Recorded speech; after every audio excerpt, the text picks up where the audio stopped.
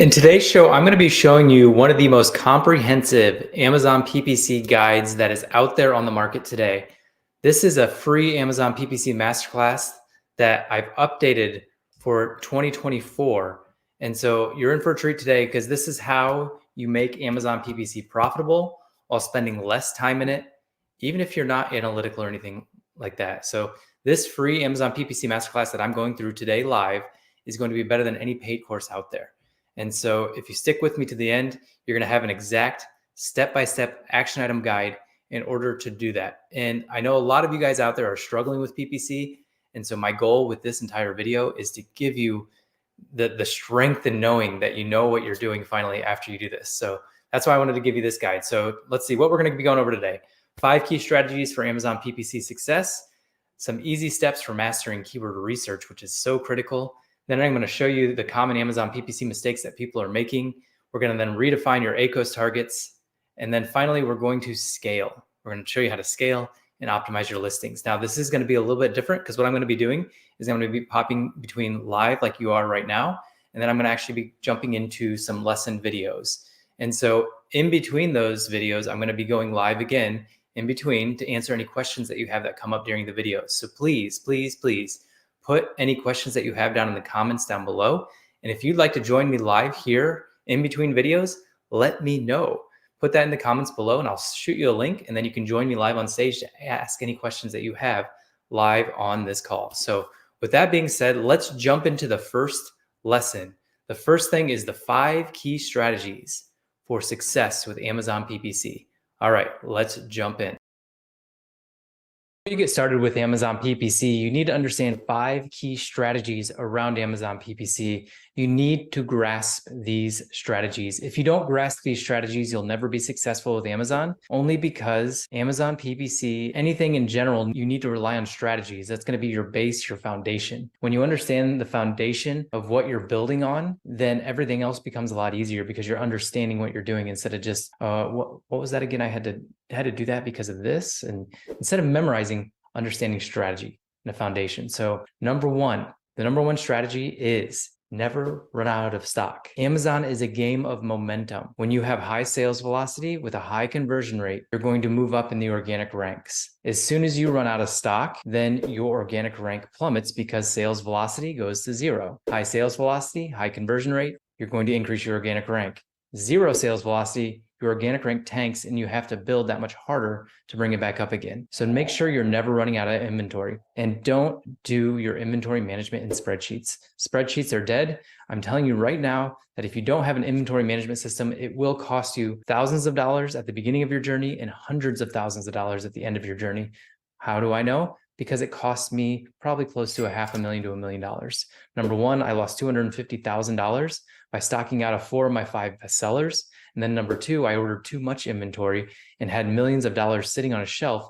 And I had $50,000 in bills due and I only had $1,000 left in the bank because all my inventory was on a shelf. Learn from my mistakes, have an inventory management system in place. That's a software that dynamically updates. We have one called Profitable Pineapple Express. Inventory management, go to profitablepineappleexpress.com and you can check that out. We have a free 14-day trial. And if you're doing under 200 orders a month, then it's absolutely free to you. And then it just scales up as your orders increase. So make sure you head to profitablepineappleexpress.com. So number 1, never run out of stock. Number 2, Pareto's principle or the 80-20 rule. If you guys have been following me for any period of time, you know I love the 80-20 strategy, which is 20% of your inputs produce 80% of your results. I say it over and over again because it is a principle. It's not even a strategy, it's a principle. If you understand that 20% of your inputs create 80% of your results in everything in life, you'll get life. I mean, it's just that simple. So how does this apply to Amazon? 20% of your products are producing 80% of your results. 20% of your advertising is producing 80% of your results. Usually that's sponsored products. That's why in this course and in my free masterclass, we're going to focus on sponsored products and just a little bit on sponsored brands and display. But sponsored products is going to be the main focus of this whole thing. So 20% of your products produce 80% of your results. 20% of your advertising produces 80% of your results. So focus on those. 20% of your search terms inside that advertising produce 80% of your revenue. And so just think about that conceptually, like you're doing all this work, but only 20% of it's actually paying off. So if we consolidate and condense all of your efforts, 100% of your efforts into that 20%, your profit increases, your organic rank increases, your sales increase, everything increases as a result of that. So focus on the 80-20. And so after this video, what I want you to do is go over to Amazon, find your detailed page reports, and I'll probably flip over to my screen so you can see me do it here in just a little bit. And you're going to download that, and you're going to look at your top 20% of your products, and you're just going to focus on those. Don't worry about the rest. Trust me when I say your profit will increase, your sales will increase, and actually the ones that you're not focusing on will actually increase as well because you're creating a bigger brand presence. Let me flip over to my screen, and then we're going to check out the top 20% and how to pull that from your products. So let me flip over real quick. All right, so here we are inside Seller Central, and you're just going to come up here, and you're going to go over to Reports and Business Reports. Once you're in Business Reports, you're just going to come down here to detail page sales by traffic and child item. What I like to do is usually go a year out. And so we have full 12 months of data, and then I'm just going to download the CSV. After I download that CSV, I'm just going to pull up a Google Sheets, and I'm going to go Import, and then we're going to go to Upload, Browse, and Business Reports. I'm going to go to Insert New Sheet. All right, and you can see all my child ASINs here. I don't really care much about anything in here. There's a couple things that I like to keep, like unit session percentage. That's going to tell me my conversion rate, essentially. Not quite, but close enough. And then order product sales. So right there. Because what we're doing here, there's just one objective, is we're trying to find the 20% of products that produce 80% of your results. So I'm going to highlight everything and go to sort range. We're going to do it by order product sales from Z to A. And then as you can see here, let me get rid of all this extra. All right, so let's take a look at this. All right, so you can see that right here, if you add everything up, I'm making $25,667 over the trailing 12 months. This is our test brand, by the way. We don't do much with this brand. But you can see right here that 13,000 of that 26,000 is one product. So I'm probably just going to focus everything around that one product. But if we scroll down a little bit more, you can see that out of, let's just get rid of these ones that are pretty much zero, all these. So we have 12 products. So 20% of 12 is 3. So you can look at these 3 products, make up 16,000. And so that's not quite 80%, but pretty close. It's approximately 70% of our revenue. And so what we're going to do is we're going to focus mainly just on this top one, because these are all variations of each other. So this top one's going to get the majority of the sales, and then they'll spill over to the variation. So I'm going to focus all my advertising around that one top one. So when you're looking at the 80-20, make sure you're focusing on the products that are making the results. And then later on in this, we'll talk about the 20% of search terms that are producing 80% of your results as well. Key strategy number 3 is focusing to get organic rank growth. This kind of goes back to strategy 1, but it's so important. I wanted to put it in here twice and just kind of talk through it a little bit more. So we talked about how high conversion rate, high sales velocity leads to more organic rank. Now, when we're looking at search terms and we're looking at keywords to find a bid on, we're looking for ones that we think are going to convert high for our product. Higher conversion rate equals more sales. More sales equals higher organic rank. And what this goes back to with Amazon PPC is you don't necessarily want to focus on ACoS as a metric, advertising cost of sale. We want to focus more on TACoS, total advertising cost of sale. And the reason that is because with ACoS, that's so individual depending on your category. You may need to run a high ACoS in order to bring your TACoS down. And I know that sounds counterintuitive, but if you have a high converting search term and you advertise hard on that high converting search term, you are going to move up into the rank of not only that keyword or that search term, but the rest of the search terms in that keyword silo. And so therefore, as your organic rank increases, your TACoS goes down. And a quick example will illustrate this a lot better. We sold eyelid wipes, and you'll see that a lot, eyelid wipes in this training. Our eyelid wipes sold for the word sty treatment at 30% or more conversion rate. We sold 4 sales a day on the exact match keyword sty treatment. So we had a single keyword exact match campaign for sty treatment. It had a 30% or higher conversion rate. It sold 4 sales a day, but the ACoS was 150%. Now, most of you out there, most of you newer Amazon sellers would pause that keyword, pause that campaign because the ACoS was out of control, but you didn't look at the big picture. That actually drove our organic ranks so much. that it brought our tacos down, therefore making us more profitable as a result. So don't look at ACoS of individual campaigns. Look at ACoS from an account-wide basis. And as long as your account-wide ACoS is meeting your threshold, meeting your goal, don't worry about those high ACoS campaigns, because if they're converting high, they have high sales velocity, they're actually bringing down your tacos and helping out your overall business grow profitably. So keep that in mind. Number 4 is focusing on continuity or subscription-based products. If you're selling a plastic widget from China and you found it as an opportunity, then your lunch is going to be eaten by the other Chinese sellers. Now, with continuity and subscription, you acquire a customer and then they come back and buy from you over and over and over again. And this creates a steady revenue stream. It creates customer loyalty. It creates lifetime value. With I Love, our average order value is about $65. Most people would make all their decisions based on that average order value of $65. We had a lifetime value of $350 for our customers. So with our ACoS strategy, we actually went after a really high ACoS and a high tacos. Our tacos at one point was 42%. That sounds crazy. That means that for every $100,000 we made, we spent $42,000 in advertising. We were in massive customer acquisition mode. And that helped us gain a lot of customers and sell for multi-million dollars later on because we were building assets. This also, when you focus on continuity and subscription, it reduces your marketing costs. So once you have them in there on subscription, you never have to market to that person again. And again, this increases your business valuation. When you have people on subscription, you're going to be worth a lot more. Instead of selling for a 2x multiple, you'll sell for a 4 to 6x multiple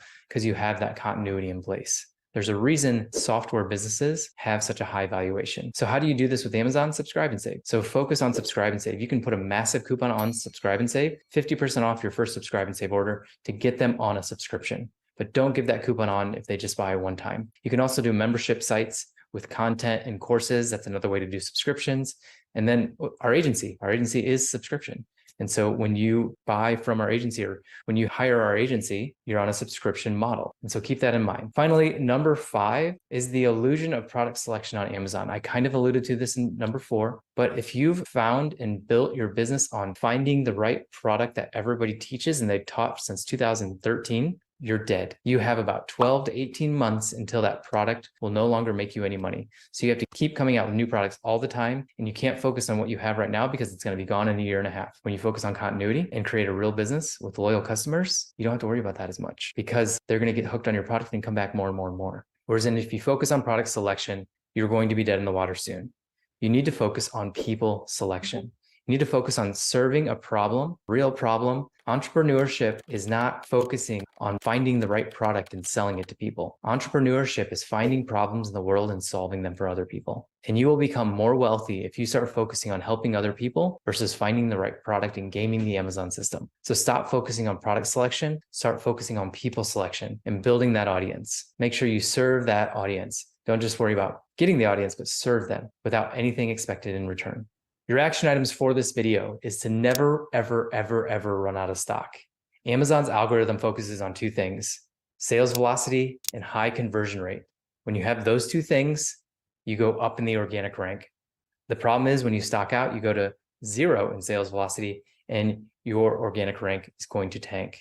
Go check out profitablepineappleexpress.com. That's our inventory management software. You get a free 14-day trial at profitablepineappleexpress.com. Our software dynamically updates every single hour based on your sales velocity, whereas in spreadsheets are outdated right when you input the data. Number 2, apply Pareto's principle everywhere in your business. Pareto's principle states 20% of inputs produce 80% of your results. So find the 20% of products that produce 80% of your revenue and focus on those products. Find the 20% of search terms that produce 80% of your revenue and focus on those search terms. We'll go over that in a later chapter. Find the 20% of customers that are producing 80% of your revenue and focus on those customers. Apply Pareto's principle everywhere in life. So find the products that are producing the results like I showed you in my screen share and focus just on those. Number 3 is focusing on an account-wide ACoS rather than individual campaign level ACoS or individual keywords or search term level ACoSs. Because you can have a high ACoS, but it's still bringing your tacos down. Because tacos should be the measurement that you measure in this total advertising cost of sale. Your total advertising cost of sale. If that goes down, your profit goes up.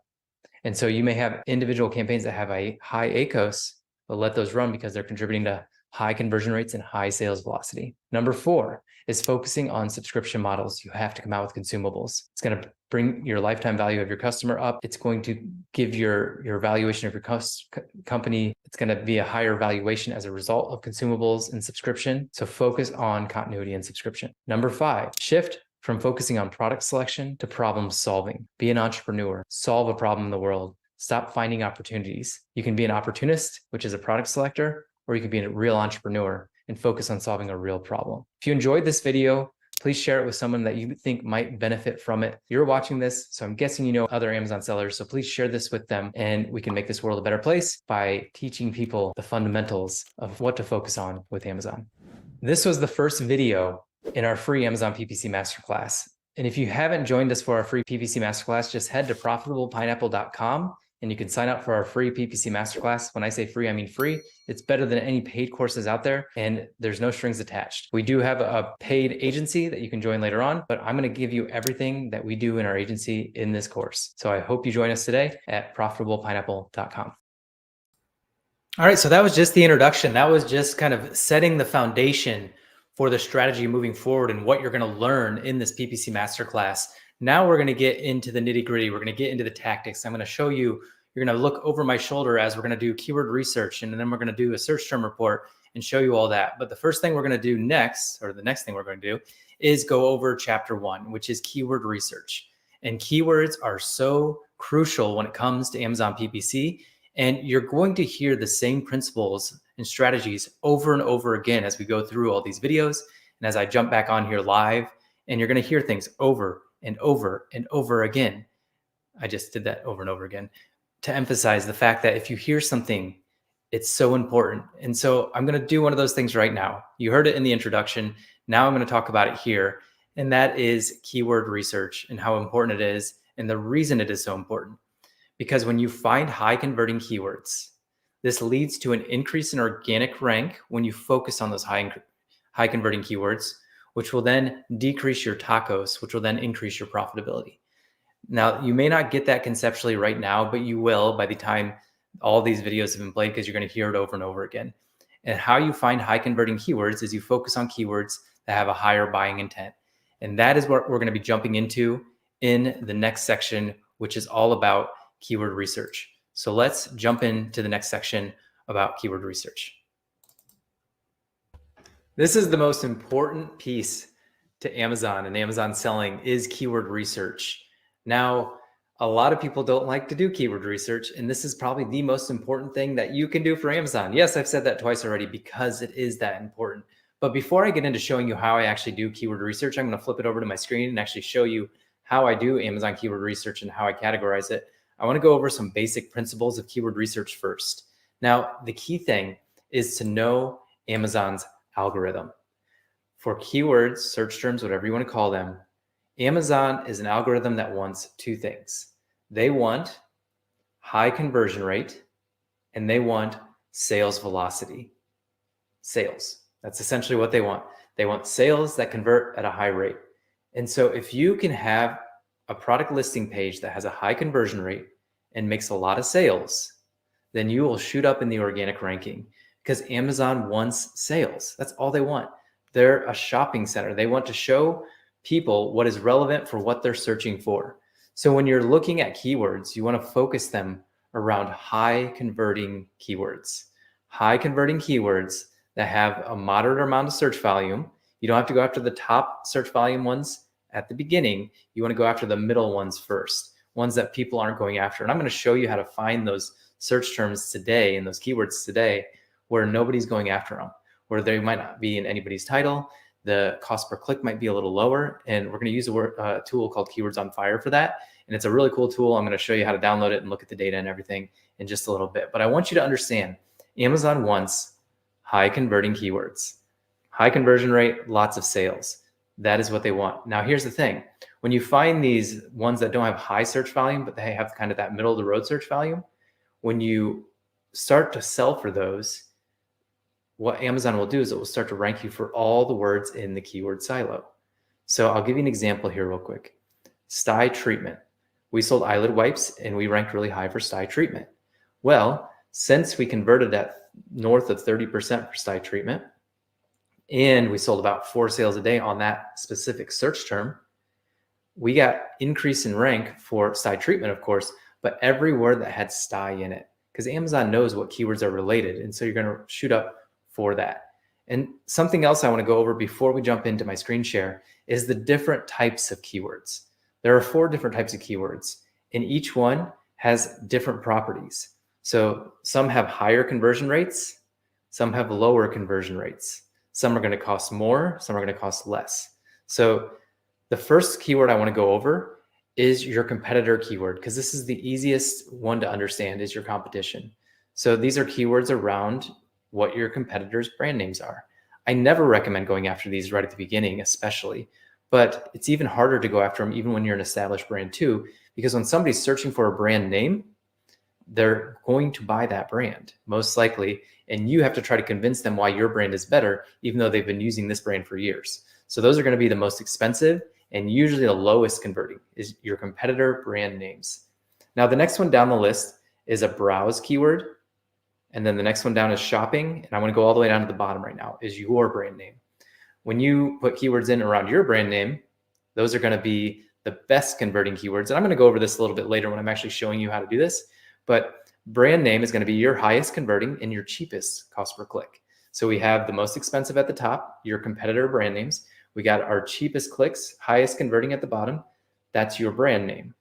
Now, browse and shop. Let's talk about these. Browse converts less than shop. And the reason is because the buyer's intent. And so people that are just browsing usually don't have a high buying intent. They're just in research mode or browsing mode. People that are shopping for a specific product have a high buying intent. High buying intent for these shop keywords is going to mean higher conversion rate, lower costs.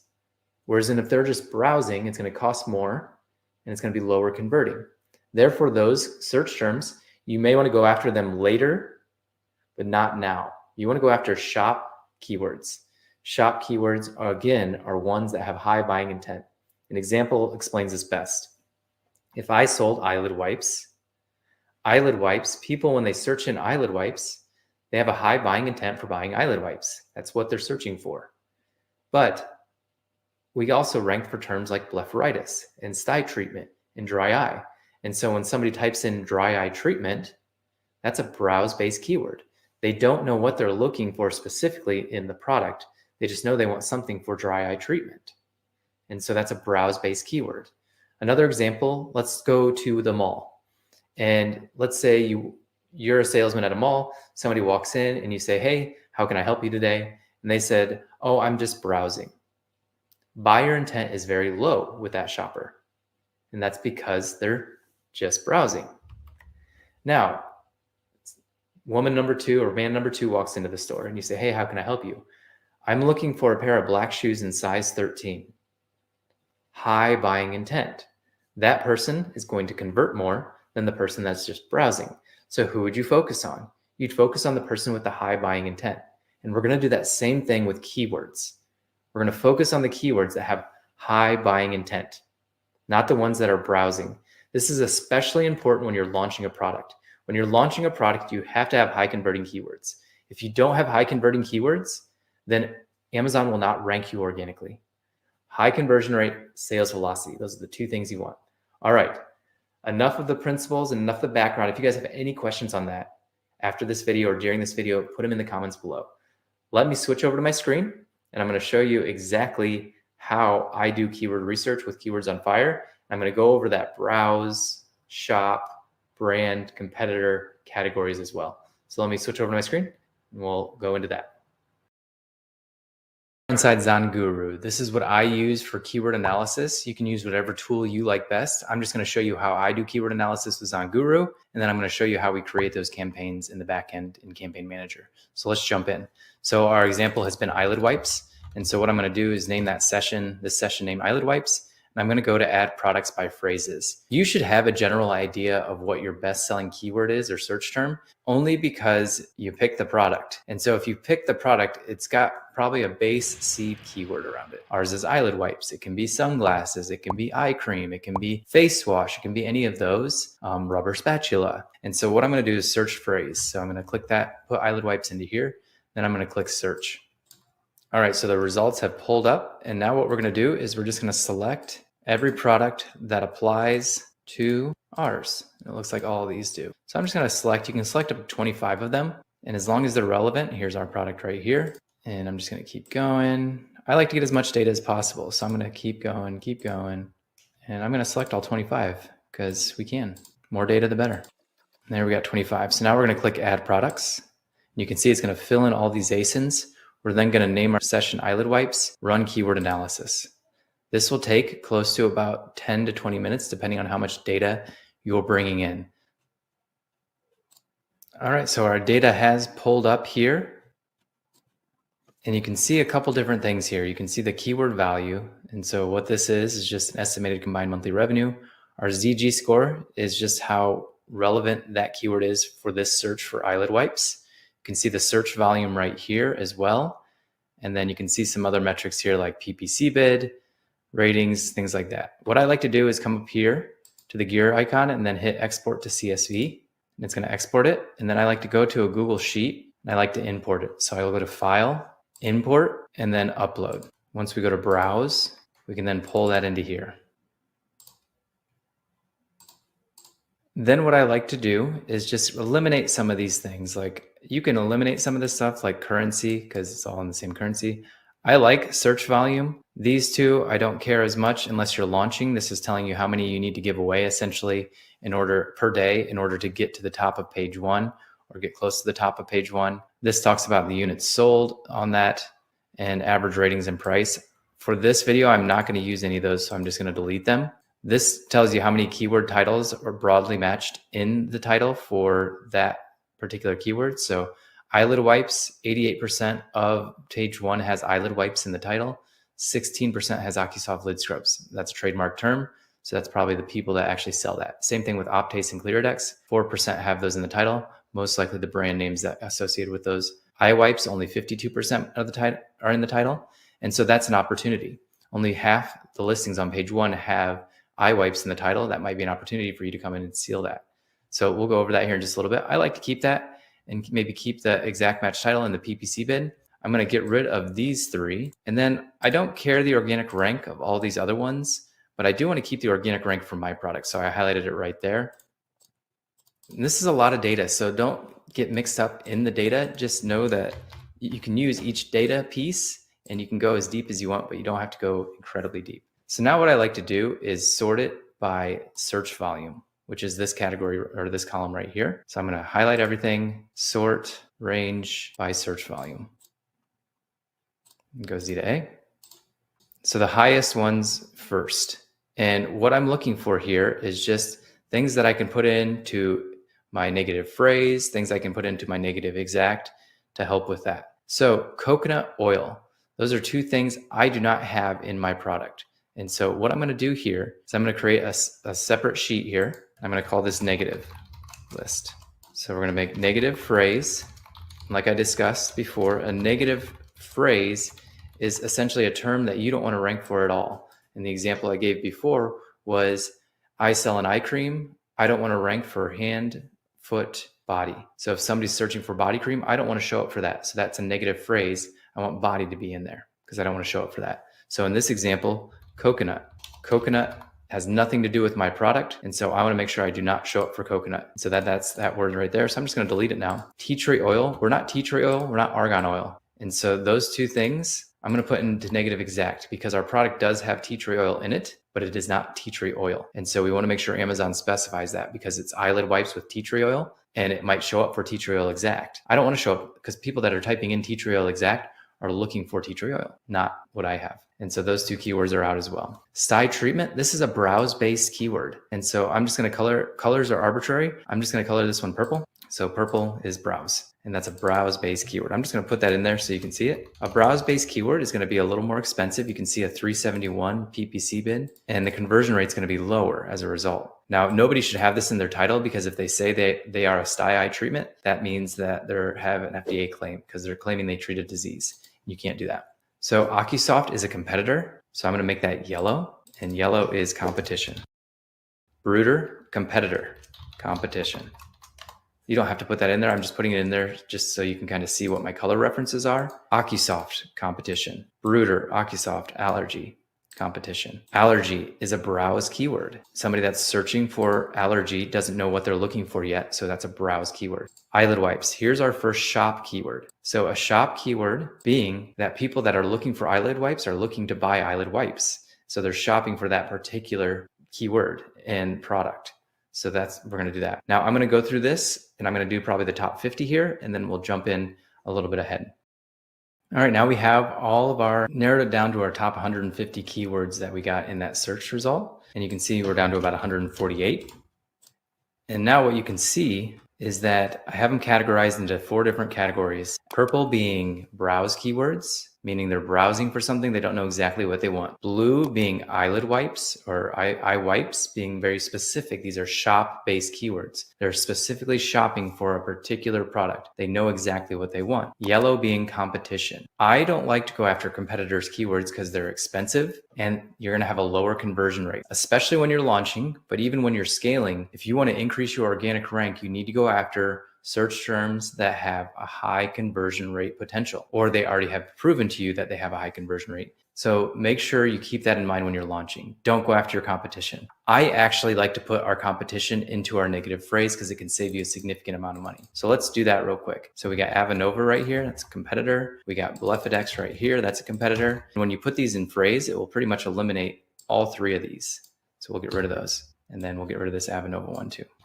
Brooder, that's another competitor. So we'll put Brooder in right here. And again, I don't like to show up for those. So I'm going to turn all these and I'm going to delete them all. I don't even want to look at them. Clearadex, we're going to put that right there. And then we're going to delete them all. And then we can start to analyze some of these too, but let's keep looking. So ACoSoft, this is a big one. This is our biggest player in our space.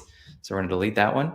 And let's see, that's spelled correctly. Now I'm going to scroll down a little bit more. There's ACoSoft again, just going to delete that. And ACoSoft again. Here's Hypochlor and Ibiza and Ivisa. So we're going to do all 3 of those. Bring them up here, put them all in. Now I just want the brand name though, because again, it's going to be very costly to go against these competitors because they have that market part, that segment of the market tied up. Here's ACoSoft again. So let me find all my competition. I'm going to put them in my negative phrase list, and then we'll get back to this. All right, so we've got all our competition out. And now we're looking to find keywords that we want to go after. So what I like to do is find 5 to 10 keywords to make exact match campaigns for. Now these keywords, I want them to be longer tail, meaning they don't have the highest search volume. So they're not right here at the top. They're more towards the middle.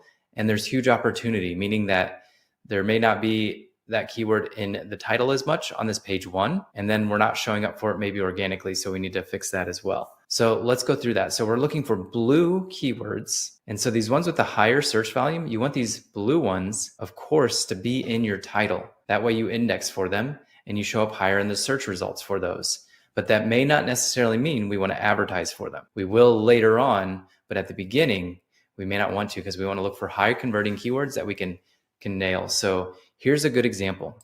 Eyelid cleaning wipes. Eyelid being 2 words. So only 4% of people have it in their title in both exact match and broad match. And we're already ranked, our product is ranked 12th for that. So putting this in your title, but also advertising for it is going to be huge for you. So I'm going to just completely highlight that one. Eyelid scrub is even a good one because you can see 56% have it broad, 12% have it exact. So there's 2 good ones that get pretty decent search volume of about 3,500. Which is high in this category. Lid scrubs for eyes. Lid scrubs is actually a trademark term, and I know that just because of my research. So I would avoid that one. Eye wipes for dry eyes, that would be considered an FDA claim, so I would avoid that one. As you can see, 0% have that in there. So that's why, because it's a claim. Eye cleaning wipes again. So eye cleaning wipes and eyelid cleaning wipes both have nobody's using this in the title. And so if you put this into the title, if you put eyelid cleaning wipes into the title, you're going to show up really fast for these. You're going to vault from number 8 to number 1, number 12 to number 1, because Nobody else is going after that. If we add cleansing in, you can see that is still pretty low. 20% use it in the title, 44%. So I like that word as well. And then eye wipes for blepharitis is a claim. Lid scrub is a trademark term, so I'm going to avoid those. Tea tree eyelid cleanser, only 8% have it in exact, and we are a tea tree eyelid cleanser, so I'm going to put that one in as well. I'm going to avoid all the purple ones because I don't want to go after brows yet. We're not an eye rinse, so I'm actually going to put rinse over in the negative phrase. Put it right there, and I'm going to delete it. Tea tree eye wipes, 0% of people have tea tree eye wipes in the title.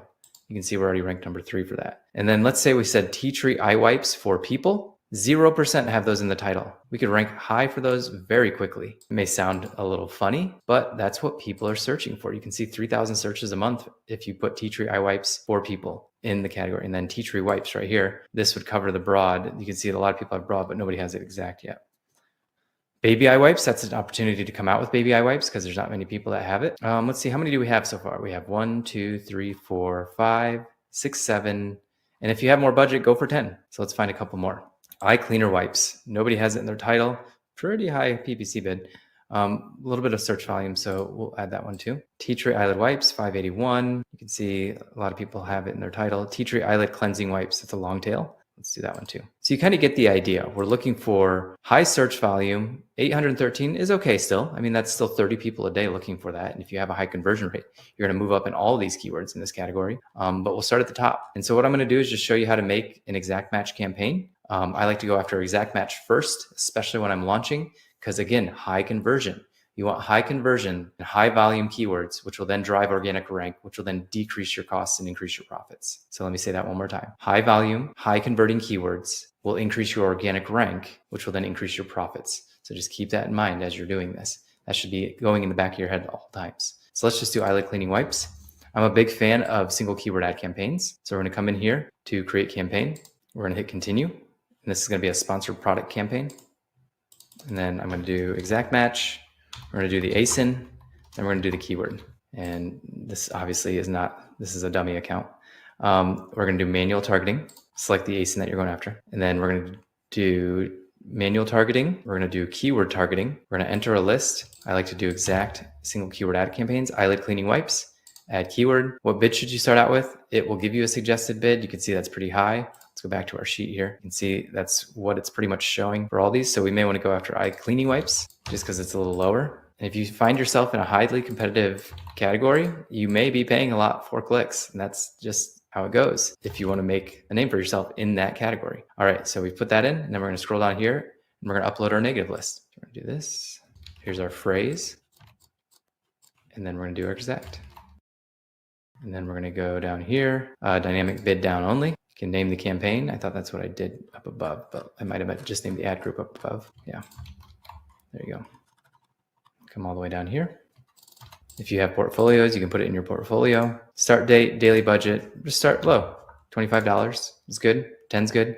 Launch campaign, and that's it. That's how you create, that's how you go from keyword research to campaign creation. I'm going to do this for all 10 keywords in exact match. If I still have budget left over after that, I'll then start rolling out broad match starting at the top again. And broad match is more of a discovery campaign, where exact match is more of a scale campaign. Remember, our goal is high volume with high conversion rate to increase that organic rank. And I can't emphasize that enough. I'm going to say it over and over again, and you guys are going to hear me say that over and over again throughout our free Amazon PPC Masterclass. By the way, this is chapter 1 of that class. So if you haven't signed up for it yet, make sure you sign up for it. I'll scroll across the bottom here at profitablepineapple.com. You can check that out. But you'll hear me say that over and over and over again, is high converting keywords lead to increased organic rank, which will then decrease your tacos, but it will increase your profitability. And so we don't look at ACoS as a metric per se. We look at high converting keywords that produce high sales velocity, because then that will decrease our tacos, increasing our profitability. So keep that in mind. So your action items for this video is conduct comprehensive keyword research with ZonGuru. We use Keywords on Fire in this video. It's one of the best tools I've used in a long time. It works incredibly well. I put my affiliate links down in the comments down below. I think I junked up the comments down below, so I apologize for that. And then number 2, this is so key to making and saving a lot of money, is making your negative keyword list. By looking at those keyword phrases, I like to make my competition a negative phrase at the beginning. We may pull those out later on, but at the beginning when you're launching a new product, or if you're focused on profitability, put those negative keywords in, phrase and exact match if you have them, but mostly focus on the phrase, like we talked about earlier. That will save you a lot of money, and it will also increase your conversion rate. That's the key thing, increasing your conversion rate. And then finally, categorize your keywords. Find the competitors versus browse versus shop versus brand, and only go after those brand and shop keywords, because that will increase your conversion rate, which will increase your organic rank, which will decrease your tacos and increase your profitability. I'm Dr. Travis Ziegler, and I hope you guys found this video helpful. If you're watching this, that means you're an Amazon seller and you probably know other Amazon sellers. So if you would, that'd be great. Share this video with a friend, and we could all make the world a better place by selling more on Amazon and then making more money, so then we can contribute well to society. All right, thanks for being on.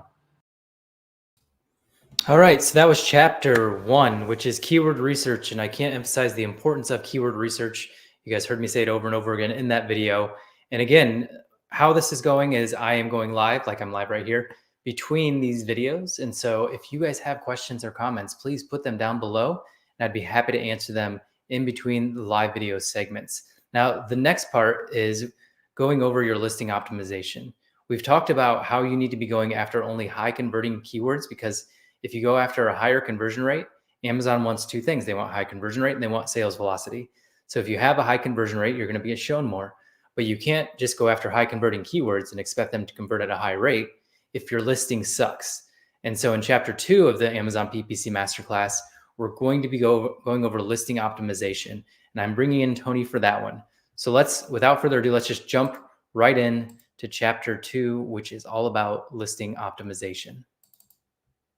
We're going to be showing you a 7-step Amazon listing optimization, and we're going to show you actually how to create a listing as well. So we're going to show you how to optimize your listing using some different tools that we use inside the agency, and then we're going to show you how to make a listing from scratch as well. So this is going to be one of the longer chapters in our free Amazon PPC Masterclass, but believe me when I say that this is one of the most important things you can do. Keyword research, which we did in the previous lesson, you're going to see it pop up again here, and this right here is going to determine if you're indexed for keywords, if you're relevant for keywords for advertising. And so this lesson is vital, and you need to watch this lesson over and over again until you get it. And if you have any questions, you need to make sure you put them down in the comments down below, because if you have questions, I guarantee somebody else does. And we want to make sure you have this completely clear before we get into it, or before you go on to Amazon advertising, because you have to have a good listing in order to send traffic. If you don't have a good listing, traffic doesn't matter because it won't convert, and then your whole listing will suffer. Because the main thing that you need to focus on is conversion rate. And the higher your conversion rate, the more sales you're going to make. The more sales you're going to make, the more Amazon's going to rank you higher organically. The higher you rank organically, the more profit you're going to make. So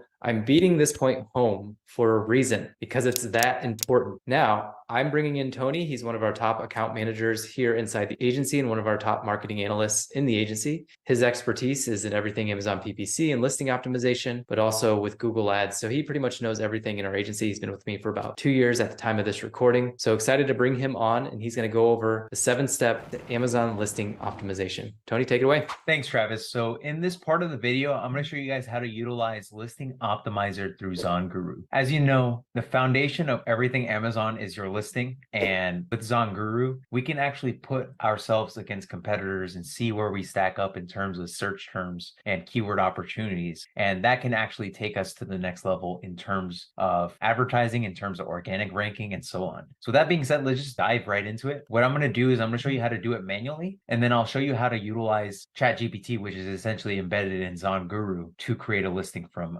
scratch and also add to your current listing. So what I'm going to do is start the session name with eyelid wipes, ZG. You can name it however you'd like. And then I'll go add import from keywords on fire from what we utilized in the past. Click here, all keywords, and then we'll get our list of keywords. From there, we're going to add our first listing here, which will be our product. And then now we have 1 out of 8 listings added. We're going to add some competitors now. So I'll search eyelid wipes as the main keyword, and we'll find our competitors. We have ACoSoft, Sustain, Novaha, Optase. What is that, 6 now? 5.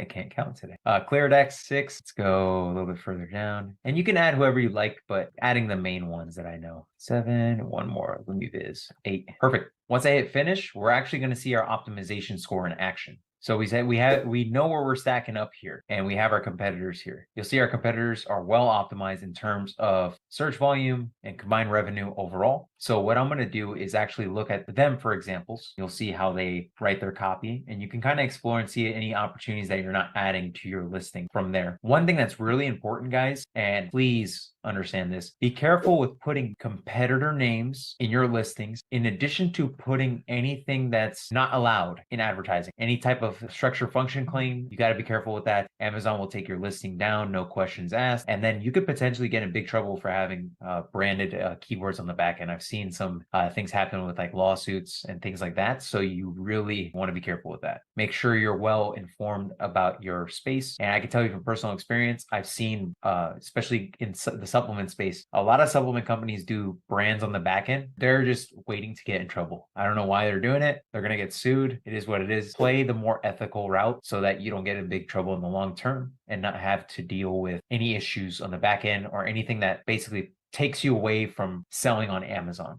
Now, my rant is over. What I'm going to do is I'm going to look at our listing, and I like to let you guys know in terms of optimization, you want your best keywords in the title, mainly because your optimization score will go up if you add more to the title. So we have 176 out of 200. We should be able to use the maximum 200, and we can add additional keywords to that. So what I'll do is I'll look at this eyelid wipes, exfoliate. We already have eyelid wipes in the title already, so that's actually redundant. We actually don't need to do that. So we can actually change, instead of eyelid wipes, obviously the title needs to make sense. You could put eyelid scrubs and then see how the optimization score goes from there. I saw an opportunity with scrubs somewhere around here. And then you see, boom, optimization score goes up. One thing I want to say too is if you hide used, you already know what keywords you've been utilizing. And now you can go in and look for opportunities based on keywords on fire. As you can see here, a lot of it is around competitors. Be careful with the competitors. We'll see here, like there's words like lids. Sometimes you actually can have typos in your copy that will help you with ranking. So if I put, let's say we have eyelid wipes, we're already using that in the title. We can actually turn this, and we have wipe here. Two things I want to mention on this is if I turn eye to eye and lid, this actually might help our search term ranking because it's a typo. If you want to put typos on the back end, I highly recommend that because boom, your optimization score will go up. You'll have lid covered, and then you just keep going from there. Like I said, if you're using eyelids plural, that's redundant. Essentially, you're already using it in the bullet points. You have in the search terms, you can get rid of that. You want to make sure you have both the singular and plural, especially in your space, because you'll have customers searching search terms with typos. You'll have customers searching search terms with singular and plural, with keywords like eyelid wipes. Eyelid wipe could be a target. Eyelids wipes could be a target. It doesn't make sense, but that could be something that people are searching. You want to have these kind of words in your title, bullet points, description. And most important with this, and how I look at it is you want your title to make sense. You want your best performing keywords in the title. Bullet points, you want them to make sense. You want to have your benefits in your bullet points. Description, you want it to make sense. You want to add whatever you can that basically has a selling point to your product. When you create A+ content, and this is something we could talk about in the future, but A+ content actually covers the description.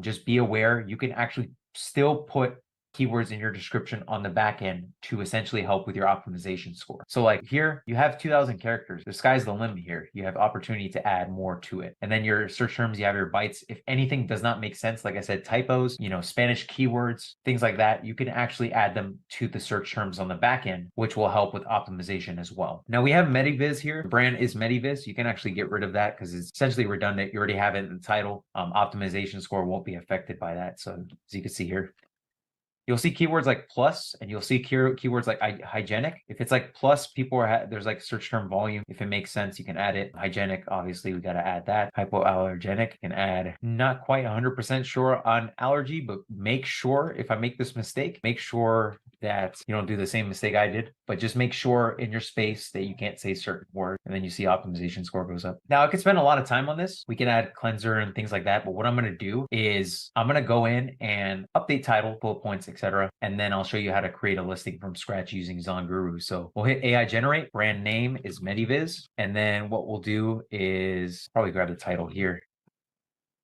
Negative keywords, you want to grab it from our list. There, you'll see that there's competitors in there too. Shouldn't be an issue, so not separating by comma, but just in case.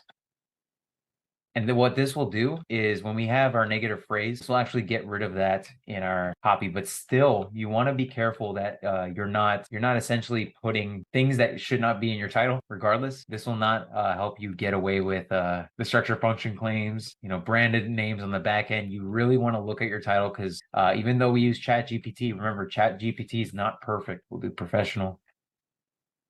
And AI is generating the title, and you can do this with your bullet points. You can do this in the description. You can do it in the search terms, and let's see what it does. He added some extra things, eyelid bumps, etc. Boom, ZonGuru score went up. Now we could do this again with the bullet points. What I'll do is bullet number 1, do this.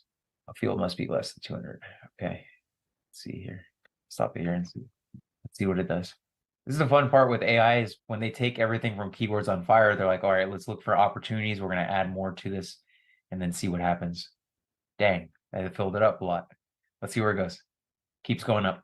Remember, you want to make sure there's no structure function claims. This is problematic. I believe dermatitis is problematic as well, if I'm not mistaken. So you want to be careful with this. If you put styes, it's probably going to get flagged, especially in this space. So let's see what happens when I get rid of that. I don't know if a competitor has it or not, but I had dropped a bit. You want to be careful with those kind of keywords because even if it gives you a ZonGuru optimization score that's going up, like I said, structure function claim, you can get in big trouble for that. So I showed you how to basically do it manually, and then you can also use AI to fluff it up if you need some inspiration. And it basically it fills up the character count. And I think with that, you can apply that to all the bullet points. I want to make a main point for this description here. This is so important. So the description is 2,000 characters. This is where I see a lot of opportunity through listings that will help out with and optimize for our clients, in addition to even my personal brand. I went on the back end of the description to look for opportunities on keywords on fire that I may not have added on the bullet points because they're not benefits oriented. But what we'll do is it'll make an awesome description. It'll make an awesome description of your product. It will mention benefits. It will mention features. But in addition to that, it's going to add keywords that it may find through keywords on fire. Remember, you want to make sure, and you can see it went up a bit.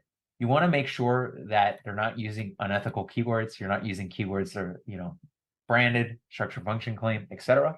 Just please look at the keywords when you start doing this. One more time, I want to reiterate that.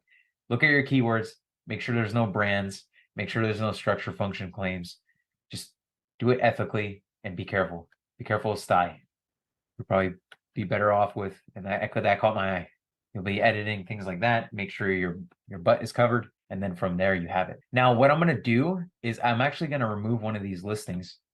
I'm going to add a new one. And I'm actually going to create from scratch. And let's see what it does. So we'll create it from scratch.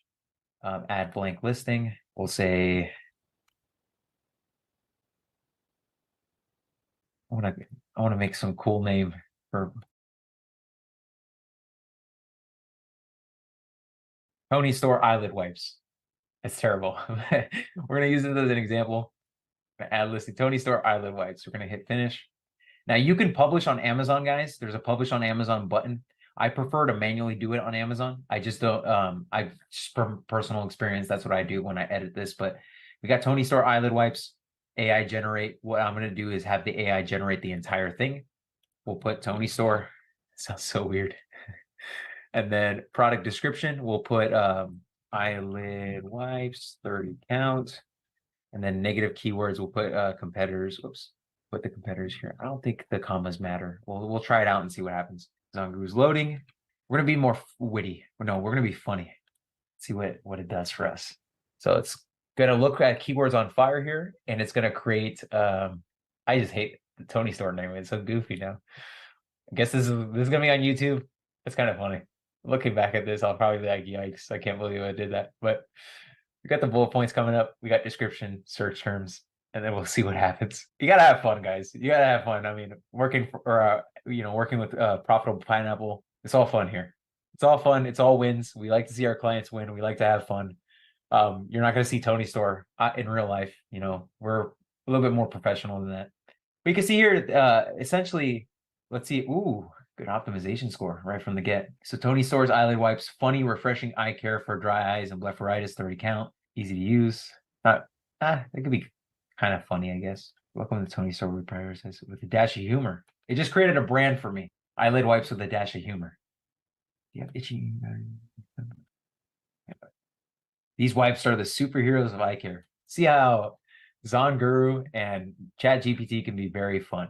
But like I said, you want to make sure there isn't anything that's a structure function claim. You want to make sure you cover your butt there. And from there, you basically work on optimizing your listing and so on. Some of my clients really like using this tool for creating new listings from scratch. I had a client creating a new product, and we're going through that process of finding keyword opportunities. And we're like, let's use Zon Guru for this. And we have a well-optimized listing before launch. So once we have that, we have product that's going towards Amazon FBA, we'll have the listing set up, or even FBM to start selling. And we're good to go there because we have that prepared in advance. But anyway, from there, what we can do is you want to strengthen every aspect of your listing. And there is stuff that's going to go beyond Zon Guru, and it's going to go into a few main points. You want your title to contain over 125 characters. You want 5 bullet points. Some spaces in some industries, you can have more than 5, but make sure you have 5 bullet points. You want to have over 150 characters in those bullet points. And then you want your listing that contains 7 pictures. And this is going to actually affect the optimization score. You can see here, title, optimization, bullet points, description when you add that. But then it's also going to affect everything on your listing in terms of, how aesthetic your listing looks, how professional it looks. You want to make sure you have those 7 pictures. Lifestyle photo, I can show you from here. So you have your pictures that cover. You can actually upload videos too, and uploading videos actually puts more, it's going to make your listing a lot more optimized, and customers are going to be watching those videos, and it may help with conversions as well. So you have the main product image, you have, your lifestyle photo, and then you can kind of mention some things. Benefits, you want to have benefits mostly. Don't worry too much about the features, and you want to make sure you cover all those bases, and just essentially maximize your listing opportunities. Now you can look at competitors in the space and see what they're doing, and we'll look at our most optimized here, Clearadex, and you could see what they're doing. I'm actually sad for them because the fact that they're well optimized on the back end and their images kind of suck is interesting to me. No offense, I just think that they can do better. Just make sure you look at your competitors and make sure, like, this is much better. So you have your mentions, you have your bullet points, opportunities, and then you have other bullet points that you can utilize. Make sure you cover, and this is good step by step, make sure you cover your bases like this. Have some sort of Amazon listing friendly images, and just make sure you have that. So when customers click, not just from their title, they have extra things to look for. And when they see videos, they see these nice images, they're going to be more inclined to purchase. And you can see here, purchases are great, reviews are good, purchases are great. Probably update the listing images a little bit, but overall looks good. And then you have the A+ content that covers description. This is really well done here. So from there, obviously the most important thing is your ratings. You want your review ratings to be really high up there. And what you're going to do with that, and I'll show you how to utilize that through Zon Guru, is if you go and click on customer engagement and you go to review automator, it's actually where you build reviews. So if I check this button with Zon Guru is going to automatically request reviews to customers who purchase your products. And all you have to do is hit this checkbox here, and you're good to go. And then it starts running, and then you'll start to see reviews come in. Ideally, everything, once you have your listing optimized, the next best thing, when you have your images, videos, etc., you want your reviews to be up. Now, lastly, when it comes to reviews, guys, the most important thing is to build up your reviews. Once you have your listing images optimized, your videos, your benefits, your bullet points, all that stuff is optimized. You want to work towards getting your reviews. As you know, reviews are everything that builds credibility to your brand and to your product. If you have terrible reviews, chances are you might have to look at your product and see if there's any issues. Hopefully your product doesn't suck. Hopefully it's just some rough experience. Lastly, I wanted to talk about reviews. Reviews are everything credibility for your brand, guys. You want to make sure you have a high review rating. You want to make sure that your reviews say really great things about your products. You have these good reviews. Best eyelid wipes ever. These are the reviews that you want. Top critical review, decent product. Regardless of that top critical review, that's a good top critical review. It's not anything that's like, this product sucks, blah, blah, blah. Basically this critical review just tells me that this is a good product, because it's not something that's like a 1-star, it's terrible, it tastes like whatever, it burns my eyes or whatever it is in your space. You want to make sure that your product does not suck. And when you can get that and you get the review volume there, the momentum and that snowball effect will start to come in with Amazon, because everything revolves around your star rating on Amazon. The most important thing to understand, guys, is in most spaces, from personal experience, I saw around 4.3 and above to be 4.5 stars on Amazon. Anything below 4.3 is going to immediately put basically your star rating look like 4 stars on Amazon. So let's actually look for that. All right, so there's a 4-star right here. It's a 4.2. So like I said, 4 stars, it's a 4.2 star. If it's a 4.3, it'll turn into a 4.5 star. Let me see if there's a 4.3 around here. These are pretty good ratings. 4.4 is still 4.5. So essentially what I'm getting at is make sure your ratings are above 4.3. Make sure, and this will impact conversion rates significantly if it's under 4.3. And I can tell you from personal experience, I've seen what happened with some clients and some brands where their ratings went down because of a product that didn't turn out so hot recently. They tried a new formulation, things like that. That all can have an impact. So make sure your product is great. Make sure your product is loved by your customers. Make sure, with that, your most top critical review, and that's a sign of a good product when your most critical review is like, it's a decent product. All in all, guys, to simplify everything, basically to refine your listing as a whole, especially through ZonGuru, your title. You want to make your title as keyword rich as possible. Look for the big opportunity keywords on ZonGuru for your title. You want to target any opportunities you might find in the space when you're doing your keyword research. Look for any gaps, because with those gaps, you can actually capitalize on an opportunity there. With images, invest in professional photos. You want to have professional images. I showed you some examples of opportunities where some brands could improve upon. And then I showed you an example of a brand that has pretty cool images. So make sure you're looking at what competitors are doing in the space and get some professional photos done, because that is essential for your images. With bullet points, you want to highlight the main benefits. Everyone has their features. You want to highlight the benefits. Focus on what's going to benefit them in the long term and using your product consistently. You want to then, with the bullet points, make the bullet points make sense, but also include keywords that help with your ranking. If you can't add them into the title, the next best thing is adding them into the bullet points. And then from there, you can essentially go into the description next. And then you build off from there, and you just build this whole experience on your Amazon listing to optimize it. And it's like your customer sees the title, and then they see the images. They're like, oh, title was great. Images are looking professional. Product looks amazing. We're looking at the reviews. Reviews are great. Bullet points. It all leads them down to the purchase process. So you really want to make sure it's well optimized. You want to make sure you're covering all the things that they're searching for and all the specifics that they're searching for in your copy. This is why we want to be specific in our keyword. And this is why we do the negative phrases, because we want to really drive the overall sales volume. Sales volume is everything on Amazon, and that will drive your organic ranking upwards. It'll drive your relevancy in keyword opportunities and so on. So it's essential to just go through this entire process. Utilize ZonGuru as your, I guess you could say, utilize ZonGuru as your stepping stone to optimizing your listing as best as you possibly can. Make sure you're not putting anything that's troublesome in the keywords, and then make sure that you're not having competitors in your brands. And with that being said, guys, that's pretty much it. If you need any help with this, feel free to email me at tony@profitablepineapple.com. If you have any questions, always happy to help. Back to you, Travis.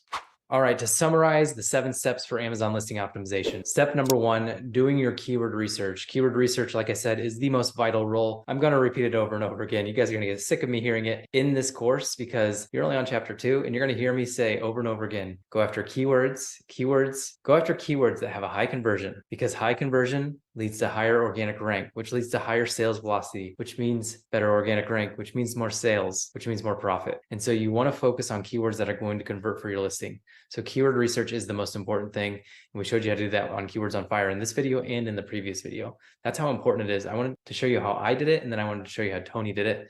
And you can see we do it very similarly. Step number 2 is analyze those keywords for market opportunities. See if there's a gap in different keywords like eye wipes for people.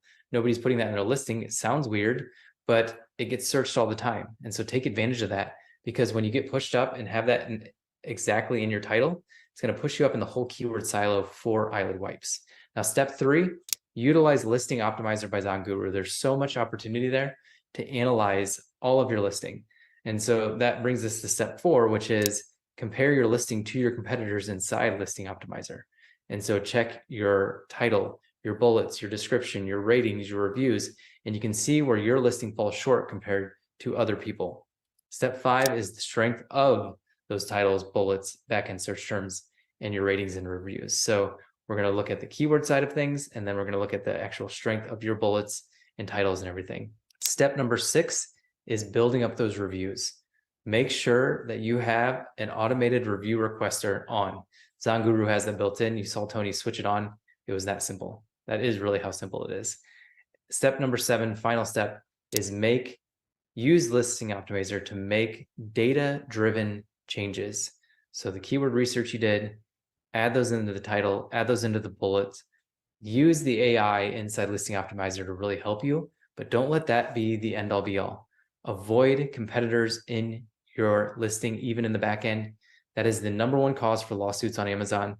I talked to Jeff Schick. He's an attorney in this space. He said the #1 cause is IP infringement, which is putting your competition in the back end.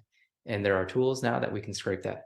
So you better believe that attorneys are scraping back ends, looking for that to then present opportunities to brands to go after other people, because they like to get paid. And so I hope this video was helpful. We also showed you a brief glimpse on how to create a listing from scratch, and that doesn't take long at all. So I hope this video was helpful. If you found it helpful, give some kudos to Tony down in the comments down below. Give him a thumbs up, and then share this with another brand owner that might benefit from this. This is chapter 2 of our free Amazon PPC Masterclass. So if you haven't subscribed, I'm in doctor mode now. If you haven't subscribed to our free Amazon PPC Masterclass, you can do that at profitablepineapple.com. I'm not lying when I say that it is better than any paid course out there. So make sure you head to profitablepineapple.com, sign up for that free PPC Masterclass, and we will see you in chapter 3. All right, so conversion rate is the key to chapters 1 and 2, finding high converting search terms that you can then go after, and then making sure that your listing is optimized optimally to increase your conversion rate as well, because we know that if we have a high conversion rate, Amazon is going to rank us higher. Now, there's one other thing that we need to go into before we jump into scaling your Amazon PPC, and that is one thing that is key to momentum with Amazon. So let's jump into chapter 3. And I do see some of your comments that the video screen was a little blurry. Once that video is not live, you'll be able to see it a little better and just make it a little bigger for you. So I do apologize for that. It's probably because the video is live. But let's jump into chapter 3 now and go over one of my biggest mistakes that I made. It cost me over $250,000. And it is one of the key parts to increasing your organic rank as well. And that is never going out of stock. So let's jump in to that. A $250,000 mistake in one simple step. And that's what I'm going to show you in today's video. Now, I didn't just make a $250,000 mistake. I also almost bankrupt my company from ordering too much inventory. In this short video, I'm just going to be going over the importance of inventory and how you can avoid my mistake number 1, which lost me $250,000, and then mistake number 2, which almost bankrupt my company. And the reason that happened is because with losing $250,000, I did not stay on top of ordering inventory and getting it into Amazon on time. Therefore, my 4 out of my 5 bestsellers stocked out. And when I say stocked out, they were gone. One of them was gone for over a month and a half. And when we added it all up, the opportunity cost there was over $250,000. Not even opportunity cost. That was the direct revenue that we lost as a result of going out of stock. But the opportunity costs, our keyword rankings tanked. And so we had to build back up our keyword rankings. So I calculated the exact cost of $250,000, but it was probably a lot more than that. Now, mistake number 2 and how I almost bankrupt my company is because I ordered too much inventory. We were a highly profitable company, and then we ordered too much inventory, which left us to pretty much no cash left in our bank. We had $1,000 left in our bank account with $50,000 due on loans and credit cards. So we were in a little bit of a pickle. So that's the effect of accurate inventory management, is you can order too much and cause a cash flow shortage in your business, causing it to go bankrupt, or you can order too little, cause you to go out of stock, which then you're fighting an uphill battle to get your keyword rankings back, and you're losing money every single day that you're out of stock. Now, the key thing to doing this, and the one simple step that you need to make now, is you need to get your inventory out of spreadsheets. Spreadsheets are outdated and they're prone to human error. Now, you need to use a software for inventory management. We have one called Profitable Pineapple Express, which I highly recommend you do. You get inventory management in place before you do any kind of Amazon PPC system, because you need to know your numbers and you need something that dynamically updates every single hour. And that's what Profitable Pineapple Express does. You can see that at profitablepineappleexpress.com, and you can sign up for our free 14-day trial. And if you're doing less than 300 orders per month, it's always free for you. And then we have a 3-tiered system from there, which you can see if you go to profitablepineappleexpress.com and check it out. Get in an inventory management system. The software dynamically updates every single hour versus a spreadsheet, which is outdated and prone to human error. Get yourself into an inventory management system now. Click the link, start a free trial, and avoid going bankrupt and losing $250,000. Avoid my mistakes. Learn from my mistakes by signing up today. All right, so we've done high converting keywords, high converting listing optimization, or making sure your listing is optimized so you do convert high, never running out of stock, because we know that Amazon's algorithm likes sales velocity. And if you run out of stock, your sales velocity goes to 0. And they like high conversion rate. So if you can conceptually just think of those two things whenever you're making a decision on Amazon: high conversion rate, high sales velocity. What can I do to increase my sales velocity? What can I do to increase my conversion rate? When you just think of those two things and ignore everything else, then you're going to increase in the rankings. So every decision you're making on Amazon should be, will this increase my conversion rate, or will this increase my sales velocity? If the answer is yes, you should probably do it. If the answer is maybe, then I wouldn't do it. I would focus on those two things only. And that's with focusing on the search terms you're going after, and then focusing on making sure your listing is optimized. Now, another big problem that I see with Amazon PPC is ACoS, advertising cost of sale. And you've heard me go into it multiple times throughout this course already, but your ACoS is not something you want to make big decisions on. People, beginning newer sellers all the time, focus on individual campaign ACoS, and that's a big mistake. You need to focus on your account-wide ACoS. And the reason is because ACoS, if you have a high conversion rate on a search term, but that search term has a high ACoS, most people will pause that. But it could actually be bringing down your tacos because it's increasing your organic rank. And so I'm going to go over ACoS in the next video. So let's jump into chapter 4, which is all about ACoS. On advertising cost of sale or your ACoS is the completely wrong way to approach Amazon PPC. And what I see from most Amazon sellers and people that manage Amazon PPC is they focus on ACoS way too much, and it drives me crazy. I'm going to re-strategize your mind a little bit here in order to help you move forward and look at PPC in a different way. It's going to help you scale. This works incredibly well. And when you get this concept down, I'm going to repeat it over and over again in this masterclass. But when you get this concept down, it will change the game for you with Amazon PPC. Now, this is chapter 4 in our free Amazon PPC masterclass. If you haven't signed up for that, make sure you head to profitablepineapple.com to go check that out. But anyway, let's jump in. And the first thing I want to do is I want to backtrack a little bit to chapter 1, or even in the introduction, when we talked about strategy, the 80-20 rule. Remember that 20% of your products are making 80% of your results, your revenue. 20% of your campaigns in Campaign Manager is making 80% of your revenue. 20% of your search terms are producing 80% of your revenue. We have to focus on the 80-20 strategy, because when you do, and you focus on what's working, products that are working, search terms that are working, campaigns that are working, your profit takes off, your organic sales take off, your tacos decreases, and your ACoS, we don't really care about ACoS. And I'm going to tell you why here in just a little bit. So we have to shift our strategy around thinking about advertising for all products into just focusing on the 20% that are producing the 80% of the results. When you simplify Amazon PPC, you can do pretty much PPC in about 30 minutes per week. It does not take long. If you have a lot of SKUs, obviously it's going to take you a long time. But the problem is most advertisers focus on all the products and they focus on all the strategies and they try to do everything, but we need to focus. So one more step further, 20% of your campaigns are making 80% of results like I talked about earlier. And those 20% of campaigns are usually sponsored products. Sponsored products drives volume and they drive conversion. And Amazon wants conversion rates high and high sales velocity. So that's what you need to focus on. And that's what I'm going to be teaching in this masterclass. So the first thing I want to do though, is I want to teach you about tacos versus ACoS. You're going to hear me repeat this over and over again. The rule of threes. If you hear something 3 times in a class, in a course, in college, you better believe it's important to know that. And what I want to teach you for the first time, and you're going to hear it again later, is focusing on tacos and not ACoS. Tacos is your total advertising cost of sale. ACoS is your advertising cost of sale. ACoS just takes into account advertising. Tacos takes account all your sales and advertising. So it's your advertising spend and your total sales is tacos. Advertising spend, advertising sales is ACoS. And I'm gonna show you an example of this here in just a little bit. But the key thing to know here is that ACoS does not matter. Your ACoS can be as high as it wants to be because sometimes a high ACoS will actually drive your tacos down.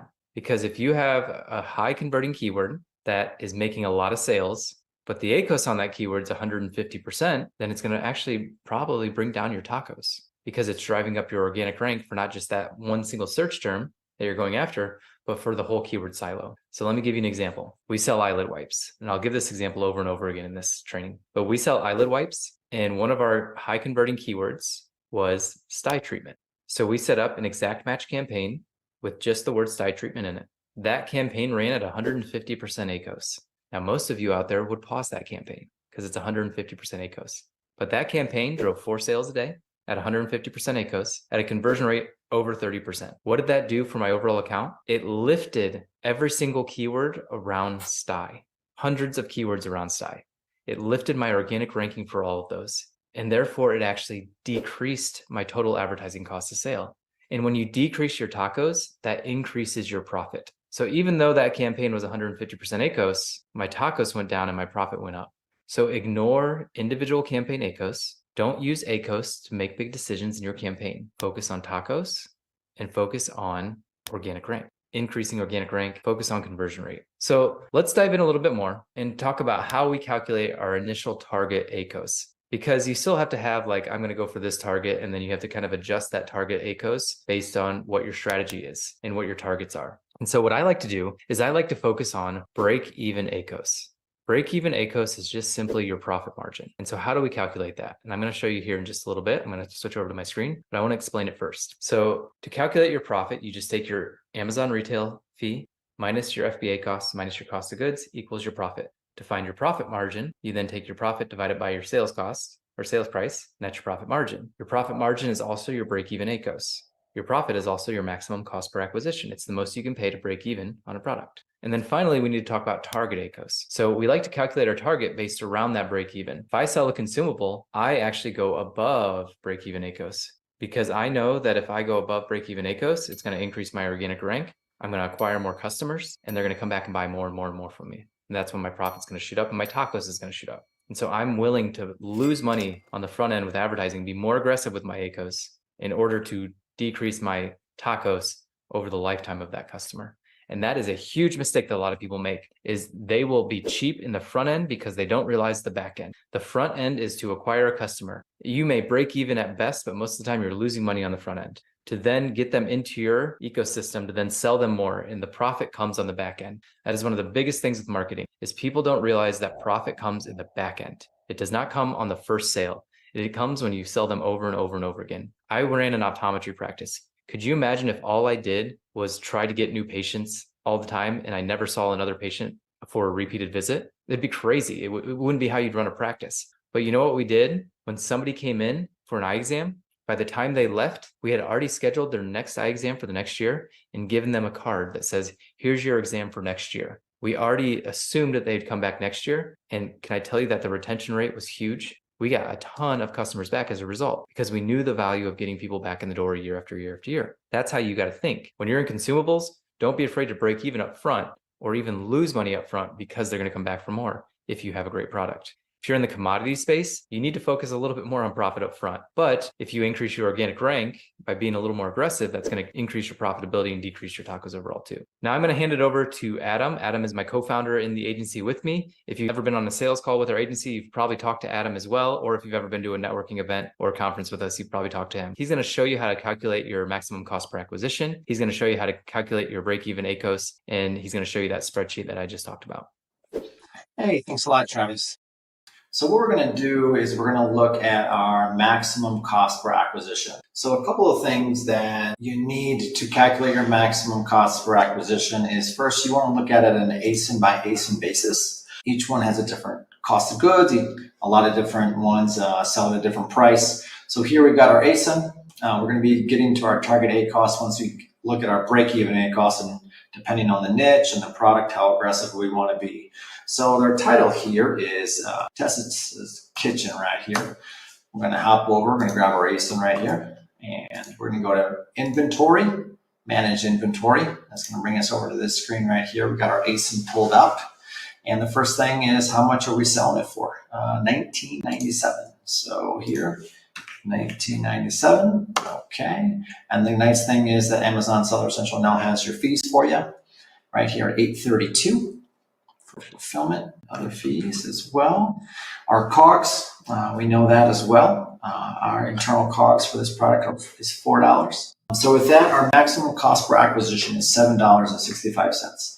We're going to get to 38%, which is right here, max CPA over your sales price, which can get us to 38%. Now for this product, it's a purchase once, so we want to just go for break even. So which is 38%. This product is just a kitchen apron for kids to have fun. So right there, we're going to go to 38. So to recap here, always make sure you bring in your ASIN, label it, always stay consistent, stay organized with your reporting, get your price, your Amazon fees. Always keep an eye on your COGS. COGS go up, COGS go down, depending on where you're at with your business. That's going to get us to our max cost per acquisition, break-even ACoS there. So go ahead and use this with your advertising, and happy selling. So your action items for this video is to go calculate your maximum cost per acquisition. We're actually going to be using that later on anyway. So do that for each of your products. Then calculate your break-even ACoS, because then we're going to use that to determine your target ACoS. And then figure out how you want to target, or how you want your target ACoS to be. Are you in consumables? Do you want to go 10% above? Are you in commodities? Do you want to go 10% below? Or do you want to go right after break-even ACoS? But the key thing to remember is the key metric is tacos, not ACoS. Look at your overall account ACoS. Measure that. Don't look at individual account ACoS or individual campaign ACoSs, because a high converting keyword may drive up organic ranking even if it's at 150% ACoS. So monitor tacos, not ACoS. And we'll go into monitoring PPC campaigns in a later lesson, but just know that tacos is what we want to focus on, not ACoS. So if you haven't signed up for our free Amazon PPC Masterclass, make sure you do that at profitablepineapple.com. Profitablepineapple.com. Sign up for the free Masterclass. This is just chapter 4. And so chapter 4 of that Masterclass, we still have a couple chapters to go. So I look forward to seeing you in the next video. So I hope chapter 4 was a good way for you to reframe your mind on thinking about ACoS versus tacos. Most people go after that low ACoS, and that is completely the wrong way to think about it. You need to focus on your tacos and on your profitability. And so now we're going to get into the nitty gritty. The first 4, sorry, my watch is going nuts. So the first 4 chapters were all about the foundation, getting your mind right with strategy, focusing on high converting keywords, search terms, focusing on making your listing optimized, and focusing on making your listing higher converting. Number 3, I don't know why my watch is going so crazy, but number 3 is never running out of stock to focus on sales velocity. Chapter 4 was focusing on your advertising cost of sale, or not focusing on that and focusing more on tacos to increase your profitability. Now we're going to jump into the scale series. Chapter 5 is going to be all about effective strategies to scale your Amazon PPC campaigns. And that's where search term reports are so important. Now, this is a little bit longer of a video, but this is probably the most important video when it comes to scaling your Amazon PPC. We're going to find search terms that work, and we're going to scale them. So let's jump over to chapter 5. So we're going to be going over 5 effective strategies that are game-changing to your Amazon PPC to help you scale. Now, here's the deal. I'm going to be going over 5 different strategies, but then I'm going to show you how to mine a search term report. And I'm actually going to bring in Melissa to help me out with that.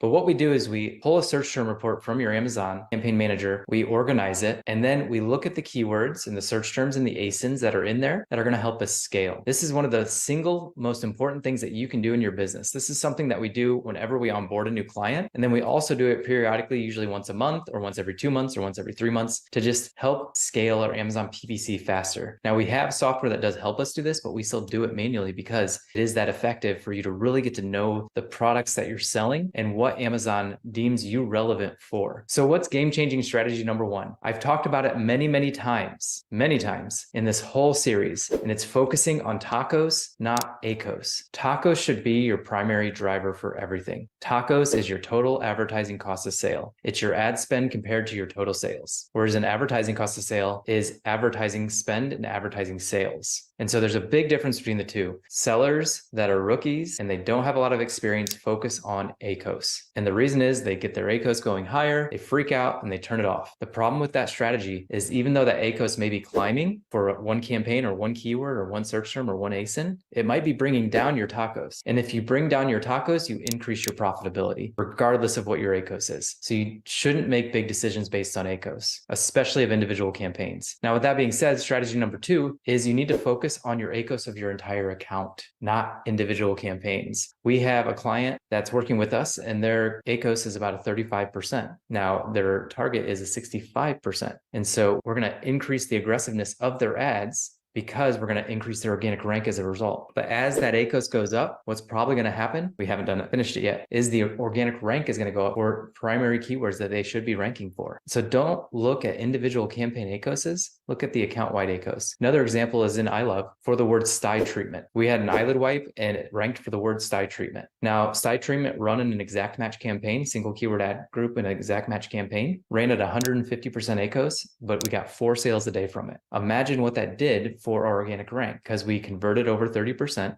We had a high ACoS of about 150%, but we got 4 sales a day on it. So it increased the ranking, not just for sty treatment, but for every word in that keyword silo. The word sty treatment, something for styes, whatever it is. That whole keyword silo was ranked higher. We were organically ranked higher as a result of that one campaign running at 150% ACoS, but our entire campaign or our entire campaign manager, our entire account still was at a great ACoS level, even though that one campaign was high. So look at your account-wide ACoS perspective. Now, the third thing you need to do is you need to look at your budgets. You need to start small. When you start making your single keyword ad campaigns around that single search term, start with small budgets like $10 to $15 a day. Make small bets. And then when you start to see a campaign taking off, gaining sales velocity within ACoS targets, but most importantly, sales velocity with high conversion rate, then go all in. Raise the budgets. Slowly raise the bids. And don't be afraid to do that because when you do that, it's going to significantly increase your organic rank, therefore decreasing your tacos. So start with small budgets, a lot of different campaigns with small budgets, and then go all in. The fourth thing is we want to expand the keyword list that we're going after. I've talked a lot about it, how we go after single keyword ad campaigns. Single keyword ad campaigns are single search terms. We go after one search term, one product in a campaign. We'll do exact match and we'll do broad match. How we find these keywords is mining a search term report. That's what we're going to be showing you later in this video when I turn around and share my screen. Actually, I'm going to bring in Melissa and she's going to be sharing her screen and showing you guys how to mine your search term report. Now, what we do with this search term is anything that gets 3 or more sales in that search term report, we'll make a single keyword ad campaign for that search term. So 3 or more sales with a high conversion rate, we'll make a single keyword ad campaign exact match for that search term. Anything with 10 sales or more, we'll make a single keyword ad campaign that's broad match. And again, this will make more sense when we get into it, when Melissa starts sharing her screen. And then finally, the 5th effective strategy for Amazon PPC is to focus on sponsored products. Sponsored brands are expensive and they cost a lot of money. Sponsored display is there, but it doesn't do much to push the needle for organic rank. The 80-20 of Amazon advertising is sponsored products. And if you just focused on sponsored products, products, you will scale faster, you will profit more, and you'll decrease your costs, and you'll increase your organic rank in sales. So ignore everything else. Ignore it all. Seriously, I'm dead serious. We do this with all our clients, and it shoots up their profit, shoots up their sales. It does a tremendous amount. So focus on sponsored products only. All right, now I'm going to hand it over to Melissa, and she's going to show you exactly how we mine a search term report. Hey guys, let's go over how to download a search term report or STR. We're going to start here in Seller Central homepage. Going to come over to the menu, advertising and campaign manager. Okay, then from your campaign manager, you're already on your homepage here. We're going to come down to measurements and reporting. We're going to go to sponsored ads reports. Okay, and you can see that we always download these, throughout the year, throughout the month. It's something that we check on quite often. We do have them set on a scheduled monthly, so this is something that you probably want to set up to just download on the first of the month for the last 30 days. So we're going to go to create report, sponsored products, and you can do sponsored brand, sponsored display for different reports, but we're specifically looking at sponsored products today. We're going to go to search term, not any of the other ones here. And we're going to go to summary. And then generally we like to pull last 60 days. You can pull last 30. You won't get a lot of information for last 7, last week or anything like that. But what I always do is go back as far as it allows me to go within the date range, select the first date that it allows, and then go to today's date. You can name these whatever you want to. I personally, it's actually SPSTR. For sponsored product search term report. And then I like to put the date of these in here just so that I can see it right away when I'm looking at the list of reports that I can download. And we're going to go to run report. Okay, and you can see that this is processing. It's already running, but you'll find the dates here for report period. We'll give that a few minutes. But if we do this like report settings, you can look at all of the details that we had just put in there to get this downloaded. And it's been completed now, so we'll download this search term report. Now you're going to want to pull this into a Google Sheets, Google Workbook. And we're going to file, import. We're going to upload, however you pull your uploads in. And I always go to insert a new sheet. And formatting wise, I'm just a fan of keeping everything really consistent. Arial 10, bold and freeze the headers. So now that you have all of these in here, everything looks really consistent. The next thing that I like to do just for simplicity is switch the headers to something shorter so that I know what I'm looking at without having too much space. Click-through rate changes to CTR, cost per click changes to CPC, 7-day total sales just changes to total sales. Total advertising cost of sales is gonna go to ACoS, and then total return on advertising spend is gonna go to ROAS. I also like to do the 7-day total orders to just total orders, and the 7-day total units to total units. And then the 7-day conversion rate, I like CR and the % sign. I'm not going to change the rest of these because I'm actually not going to use the advertised SKUs versus other SKUs for anything at this point. But what I am going to do is format the columns for the correct number types. We don't need this many decimal points for CTR, ACoS. So we're going to change these first, get the percentages correct in here. ACoS, conversion rate, just hit that. I like to do the CPC, total sales, all my currency. So those are correct. And then what I like to do is just make sure that all of the columns are the same here. And I'm going to do this one. See if it'll do this. There we go. Resize the selected columns. I like 100. And then I just go through that and make sure that I click all of them so that they're all consistent. All right. And then with this 7-day advertised SKUs, all this stuff, I'm just going to delete this for right now. I don't need it for anything, but I do need these additional columns for future steps within our process. Customer search term here, I'm going to make this just a little bit smaller. And then I actually don't need start or end date. I don't need portfolio name. So I'm going to take all of this out, and I don't need currency either. So then we have a nice clean sheet ready to go. I'm going to hide this one that I was playing with earlier. All right. And then I like to just change the name to SPSTR and 60 day. Okay. Now, the other piece of information that you need from stuff that we've worked on before is you need your cost per acquisition and your ACoS. So we've done this already in a previous chapter, and you can just copy this right in from there. So the ASIN that we're working with today is the child ASIN in column A. I have my target ACoS of 38%. Title is just the title that we've given it as the product. I've got our sales price. I've got our Amazon fees, my COGS, the maximum CPA, and the break-even ACoS. So I've got everything all set here, and this is what I'm going to use when I go into figuring out what my bid is for each of these keywords and ASINs that I'm going to pull out of there. So let's go back to the sponsored product search term report 60 day. And the first thing I want to do is filter this for this ASIN. So because I have these wonderful clean campaign names from Quartile, I can very easily just filter this out for everything that I'm personally looking for in this process. So I'm going to create a filter. I'm going to clear everything out of it. And then I'm going to select everything with this ASIN in it and hit OK. Now, the thing that you're going to do with mining search term report or search terms from here and ASIN targets from here is you're going to do this by order. So what we're looking for is 3+ orders. And then we're going to take all of those search terms and pull them into a separate worksheet so that we can look at them separately. We'll do that with the ASINs as well. We're also going to put those in a different worksheet so that we can look at those separately. But that's the next thing that we're going to do here is pulling all those with orders out. The reason that we don't pull anything with 1 or 2 orders is it's just not enough data to make a for sure decision if we should launch those as its own campaign. We're not really sure how it performs on that yet. It could have been just kind of a fluke sale within there. So we really like to go after those that have multiple orders within them. So with this already being filtered the way that I want that to be, I'm going to come over to orders and I'm going to unclick 0, 1, and 2. That's going to filter everything down for me to just be here at total orders. And I'm going to take all of this information here.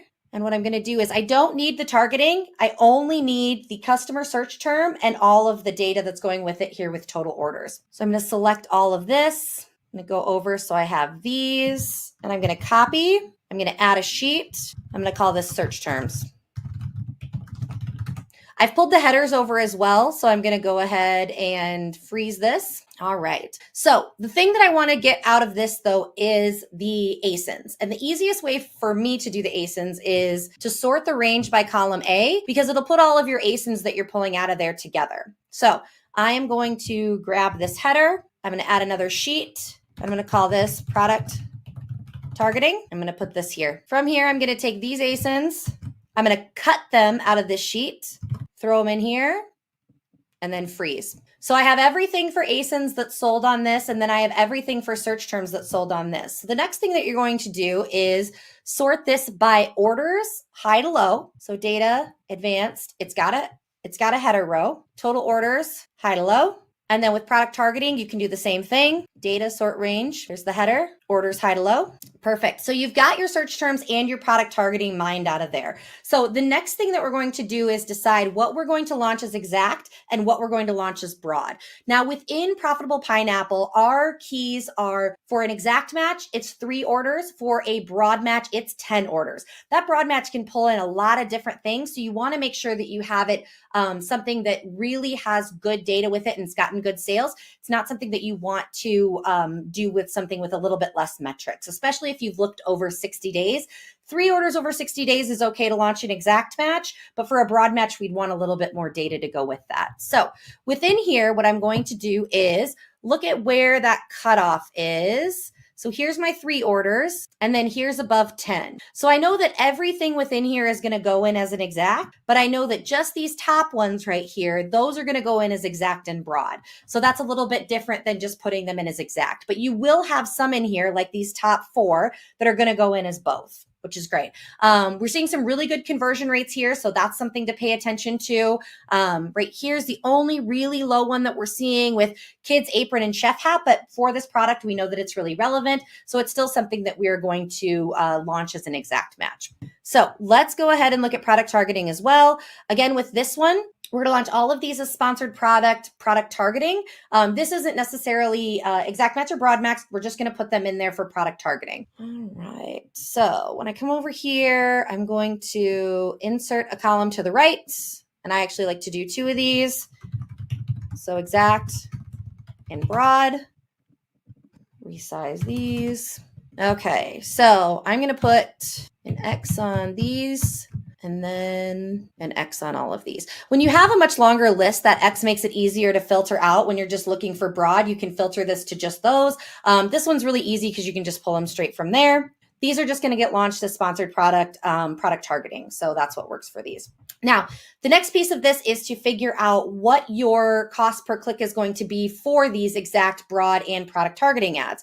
So let's go ahead and do the formulas that we had done previously in a different chapter. So we'd done the clicks to orders, max CPA, and then the max CPC. Because you want to set these at max CPC based on the data that you have, because that's what we're going to go for to try to get the most velocity and traffic that we can with these. So let's start with search terms.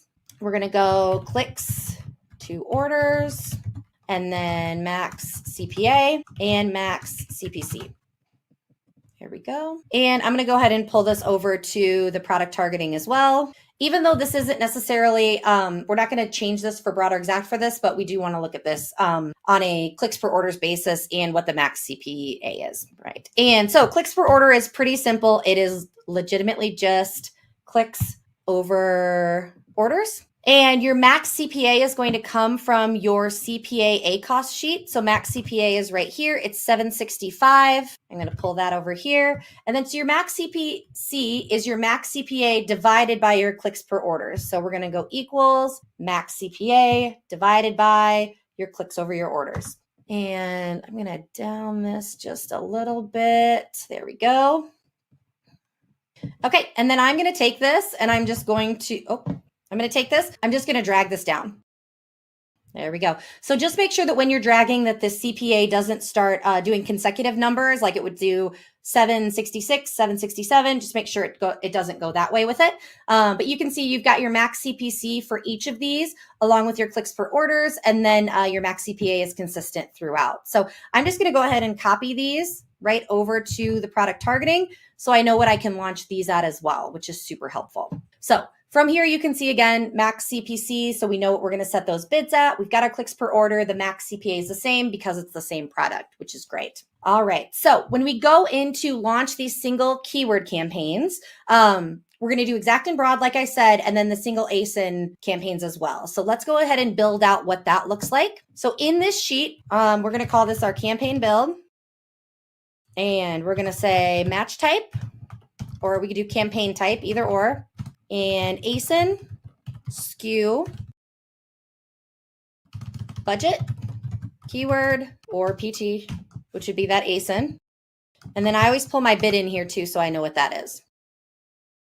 Okay, so let's go ahead and let's pull in our broads first. So to show you how that filter works, you just set your filter here, and I'm going to do this and just take the blanks out. So I know that each of these is going to go in as a broad. I'm going to copy these over into the campaign build. I'm going to go back to search terms. I'm going to grab my max CPC.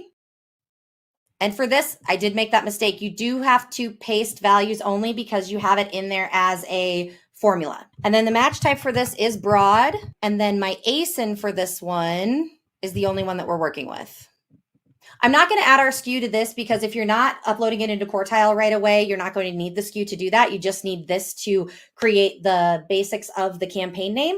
So I'm not going to add the SKU, but this is where you would put that SKU. Okay. And then as far as budget goes, I really like to look at budget from maybe a different standpoint than most. When I'm looking at this, some people get to be really conservative with their budget when they're launching single keyword campaigns. I like to go a little bit more aggressive so that I know what kind of velocity it can get right off the bat. Some of them launch at 5. I really never suggest doing that because it doesn't give you enough clicks right away to determine whether this is going to work or not. So I'm a big fan of 15. Even 10 is pretty good, but if it's something that has a lot of orders, you can definitely give it a lot more budget. So one thing to do when making that consideration here is if you go back and you're going to pull the total orders from these into the campaign build, you could say total orders. This is quite a bit. Like this is a lot. So what I would do with this is I'm actually probably going to set this one, I'd say at 40 or 50 to start with. Anything over 20. And then as it gets down there, I'll set this at 30 and just really see what this campaign can do.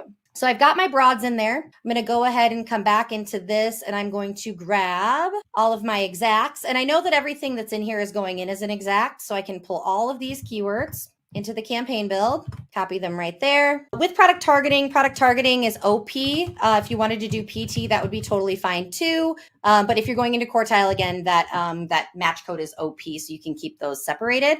With this one does really, really well. I'm going to give it a high budget. This one I'm actually going to give 50. This one I'll knock down a little bit to 40, 15, and 15. Okay, so now if you're going into quartile and you've got your SKUs filled out, all you have to do is select the drop down correctly and then upload these to quartile. But the piece of this that you're kind of missing is you want to make sure that you're grouping together similar bids so you're not creating more work for yourself. One thing that I like to do with this is sort them. Here, I will move this. I'm going to add one in between. I like to group them together. Okay, so when we're looking at this, you want to group those together just so that you're not making more work for yourself, because when you're adding them into quartile, you're going to have the same bid for the group of campaigns that you're adding them in there for. You can do this also if you're using like a bulk upload for it. It's super easy and makes everything just a little bit more simplistic without really blowing your budget. So what I like to do is I like to round up to the nearest 2/10 so that it's not 1/10 and it makes a ton of bids, but I like to do 2/10. So when figuring this bid, the formula that I'm going to use is rounding it up to the next 2/10. I'm going to go ahead and I'm going to add a column. I'm going to call this the rounded bid. And then from here, the formula that I'm going to use is equals round. Round. There we go. Insert your parentheses will come up, and then you want to pick your bid and you want to multiply by 4, enter your parentheses, divide by 4, and then hit enter. And this will autofill to the rest of these. And what you want to do is move this down all the way and then move this down all the way. So you can see that it has rounded to the nearest, 0.25. That gives you just 4 variations within that dollar that can, that you'll be able to do with that. So it's not as much work going back and forth between spreadsheets to copy paste them in. So from here, I'm going to sort each of these sections because they're going to go in as different match types. And it doesn't have a header row, but I want to sort it by G. I'm going to go high to low. And for this one, data sort range by G, high to low. And same with this one, data sort range by G, high to low. Okay, so you can start to see where they get grouped together. So you've got 2 450s, there's some 375s, 275, 250, 225. There's where you start getting a little bit more of that. So they're starting out a lot closer than those individual ones, which could be very frustrating and time consuming trying to put them into quartile individually. So that's just one little trick that I like to do to kind of group that and make these uploads a bit more efficient. So the next thing that you'll do is you'll build these out manually, or you'll upload them into quartile, which is super easy and awesome. It's literally just a copy paste. When you'd have this SKU here, what I would do is I would just take these, put in the 450 and go from there. And with quartile, I will go ahead and pull this up and kind of show you what we would do with that. So coming back over here, I have create campaigns. So with this one, because these are grouped together right here, I'm just going to create a test SKU just so we have something to put in there. All I'm going to do to create an exact match campaign with a 450 bid is I'm going to select create exact. I'm going to put in 450. I'm going to select the ASIN, the SKU, the budget, and then the target, and I'm just going to copy these. And then once I get back to quartile, I'm just going to hit paste, and it's all in there, and then you'd hit create now. It'll create those campaigns for you. You can check the status at another time once they're created. I'm not going to create these because we've just got a test SKU in there, but that's essentially how you build in quartile. And then just make sure that this is that 450 that you want before you hit create, and then you just start going by those groups of where you have the same bids for those. It's important not to group too many of them together. You don't want to round up to a whole dollar or even 50 cents because that's a lot of difference between bids. 25 cents is okay. Even 2/10 is even a little bit better. But this is essentially how you would do that. So next topic that we're going to cover now that we have all of this built out is we've gone over the launching of the single keyword campaigns and the single ASIN campaigns. Now we're going to talk about building out auto campaigns for the top 20% of your ASINs. Now, the biggest thing about this is you want to focus on your top 20% of ASINs.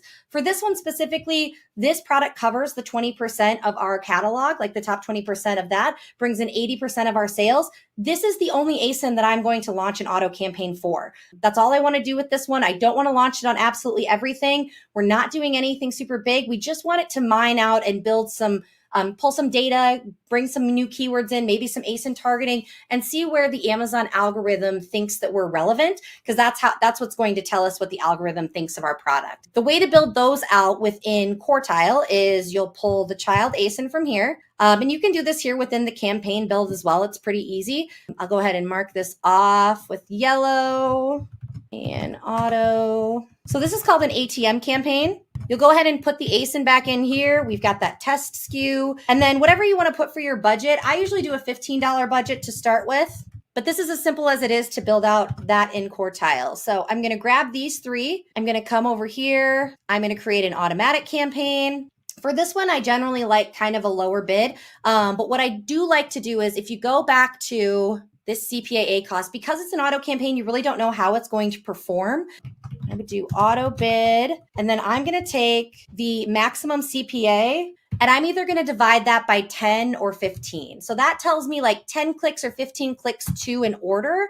And even if I take this and I do equals the CPA divided by 15, I'm going to have a bid somewhere in between 51 cents and 77 cents. 77 cents if I'm feeling like it needs to be a bit more aggressive, 51 cents if I'm just trying to gather some data at a slow rate, because I already have a lot going on within the search term report that I have. So we can put 51 cents in there for now. I'm going to do 0.51. And then I'm just going to paste in the product, which is the ASIN, the SKU, and then the budget, and then you hit create, and that'll create your auto campaign for you. So far we've mined our search term report. We have figured out what our max CPC is for each of those keywords. We also covered strategy for launching an auto campaign and figuring out what the bid for that should be. What you're going to want to do next is create your negative phrase and negative exact keyword list. You're going to want to get this uploaded into your broad and auto campaigns as soon as possible. So it's good to, instead of launching those right away, get this done as well. But this is kind of a separate topic, a little bit reverse engineering what we had just done, looking for the opposite. So we're not looking for really great stuff. We're looking for stuff that isn't working. So let's go ahead and go through that with the same search term report that you guys already have pulled. We're going to go back to the original raw data here. So the SPSTR 60 day. I'm going to go ahead from here and take off our filters, select all, and I'm going to go in and clear everything but 0 orders. This is going to be quite an extensive list. So what we're going to want to look for in here is anything that doesn't make sense or is irrelevant to your product and what you're doing with this. Now, keep in mind with this, I still have the filter on for the one ASIN that we're going after. So what I'm going to do is start pulling this data into a separate sheet so it's a little bit easier to work with. Very similar to what we had just done, but I want to clean this up so it's not as many search terms to go through, because there's a good chance that there's some duplicates in here. So I am going to go ahead and create another sheet for negatives, negatives, negatives, mega negatives. Negatives there. And I'm going to pull search terms all the way down. Okay. I'm going to pull over because I want to bring this data with me. Copy all of that into my negatives sheet. Freeze that top row. I'm going to make this one a little bit bigger so I can see everything going on in here.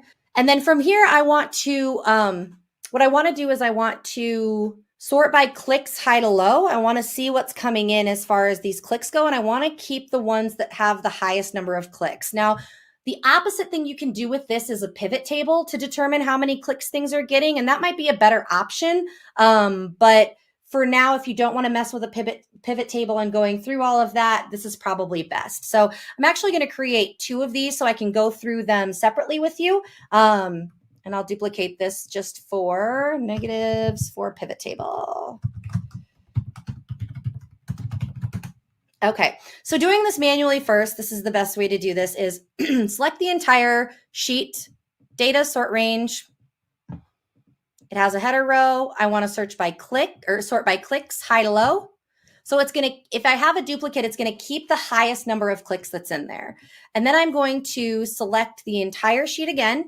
And I'm going to clean up this data by removing the duplicates. The data does have a header row. I'm not going to select all though. I only want to select the same customer search terms. So that's the only thing I want to pull out of there. If you leave everything clicked on here, it probably won't remove anything, because the idea that the keyword would have the same impressions, clicks, CTR, CPC, all of that is pretty low. So I just want to remove the same customer search terms. So remove duplicates there, hit OK.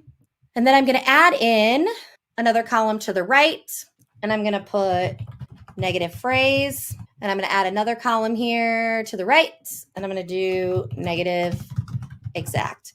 Now, negative phrase is going to be a single keyword. Negative phrase is one keyword. It's one keyword that is completely irrelevant. You don't want it in there at all. The negative exact is the whole phrase if the whole phrase doesn't work or it has really, really poor performance.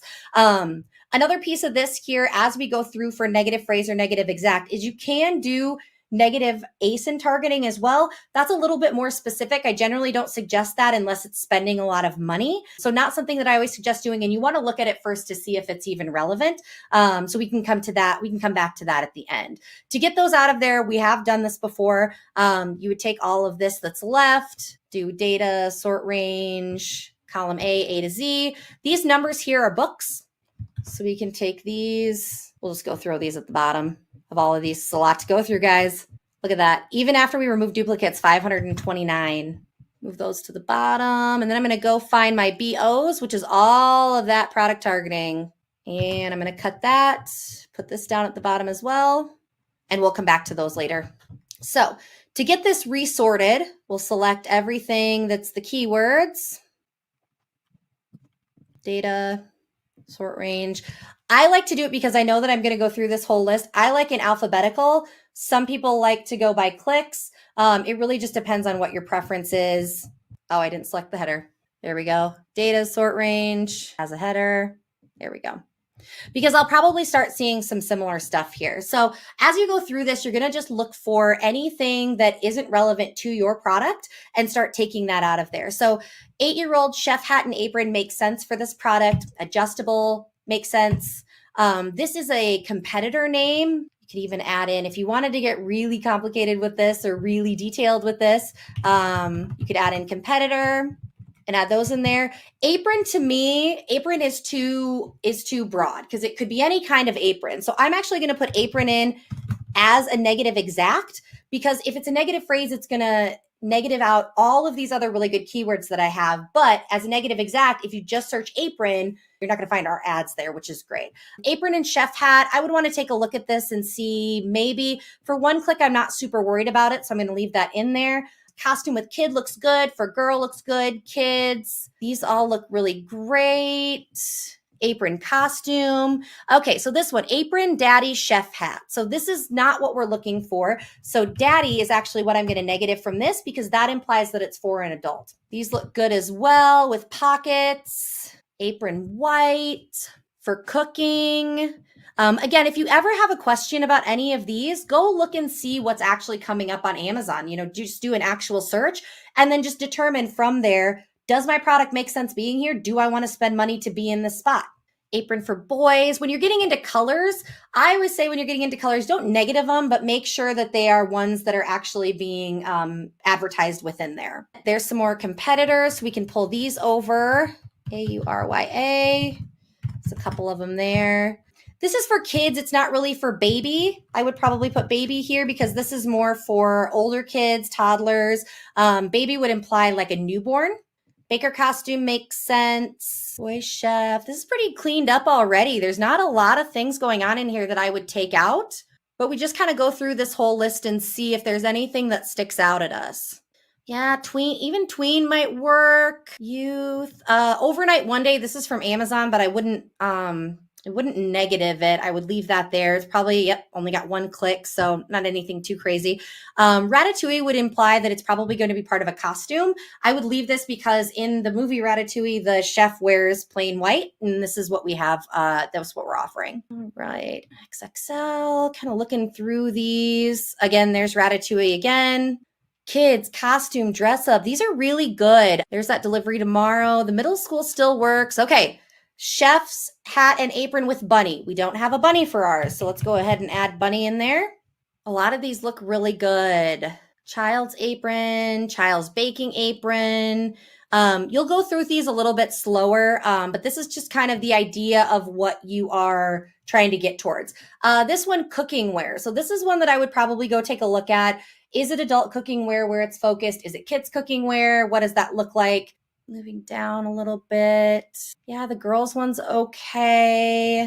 Yeah, here's where we start getting some more competitors. Infant is not one that we sell. We don't have that size. We actually don't have oven mitts with ours either. So I'm going to add mitts in there. Yeah, a lot of these other ones look pretty good. Just moving down the list. Made in the USA. Girls 14. Flamingo. Here's one that I don't want because ours is not doesn't have a flamingo on it. Ours also does not have a coat. It is just an apron. So I will put coat here as well. This is a decent kind of start for it. You'd still go down the entire list. If you start pulling like thousands and thousands of keywords, the easiest way to get that brought down is to eliminate everything with one click. So if you only have one click over that 60 days, you probably aren't going to get a ton of traffic on it. It might have been a one-off. If you want to get everything super clean, you can go through those one clicks. But if it gets to be too much, the idea is that anything with a few clicks, I would even say like 3 to 5 or more, is starting to gain some traction. If you don't want it in there, that's the ones that you want to really focus on. So that's where you'd go with those. So what I do with this then is I would take, oh, and I've actually been putting these in here wrong. Look at me. I'm going to pull this to say these right here and add a final negative list. Okay. Negative exact for apron made sense. That baby made sense there, but there's some ones down here I got to move over because these should have been phrases. And flamingo and coat. I think that was the last one we pulled. All right. So from here, I'm going to just sort these columns so I have them ready to go. I hate that it does that. It doesn't have my headers sticking. There we go.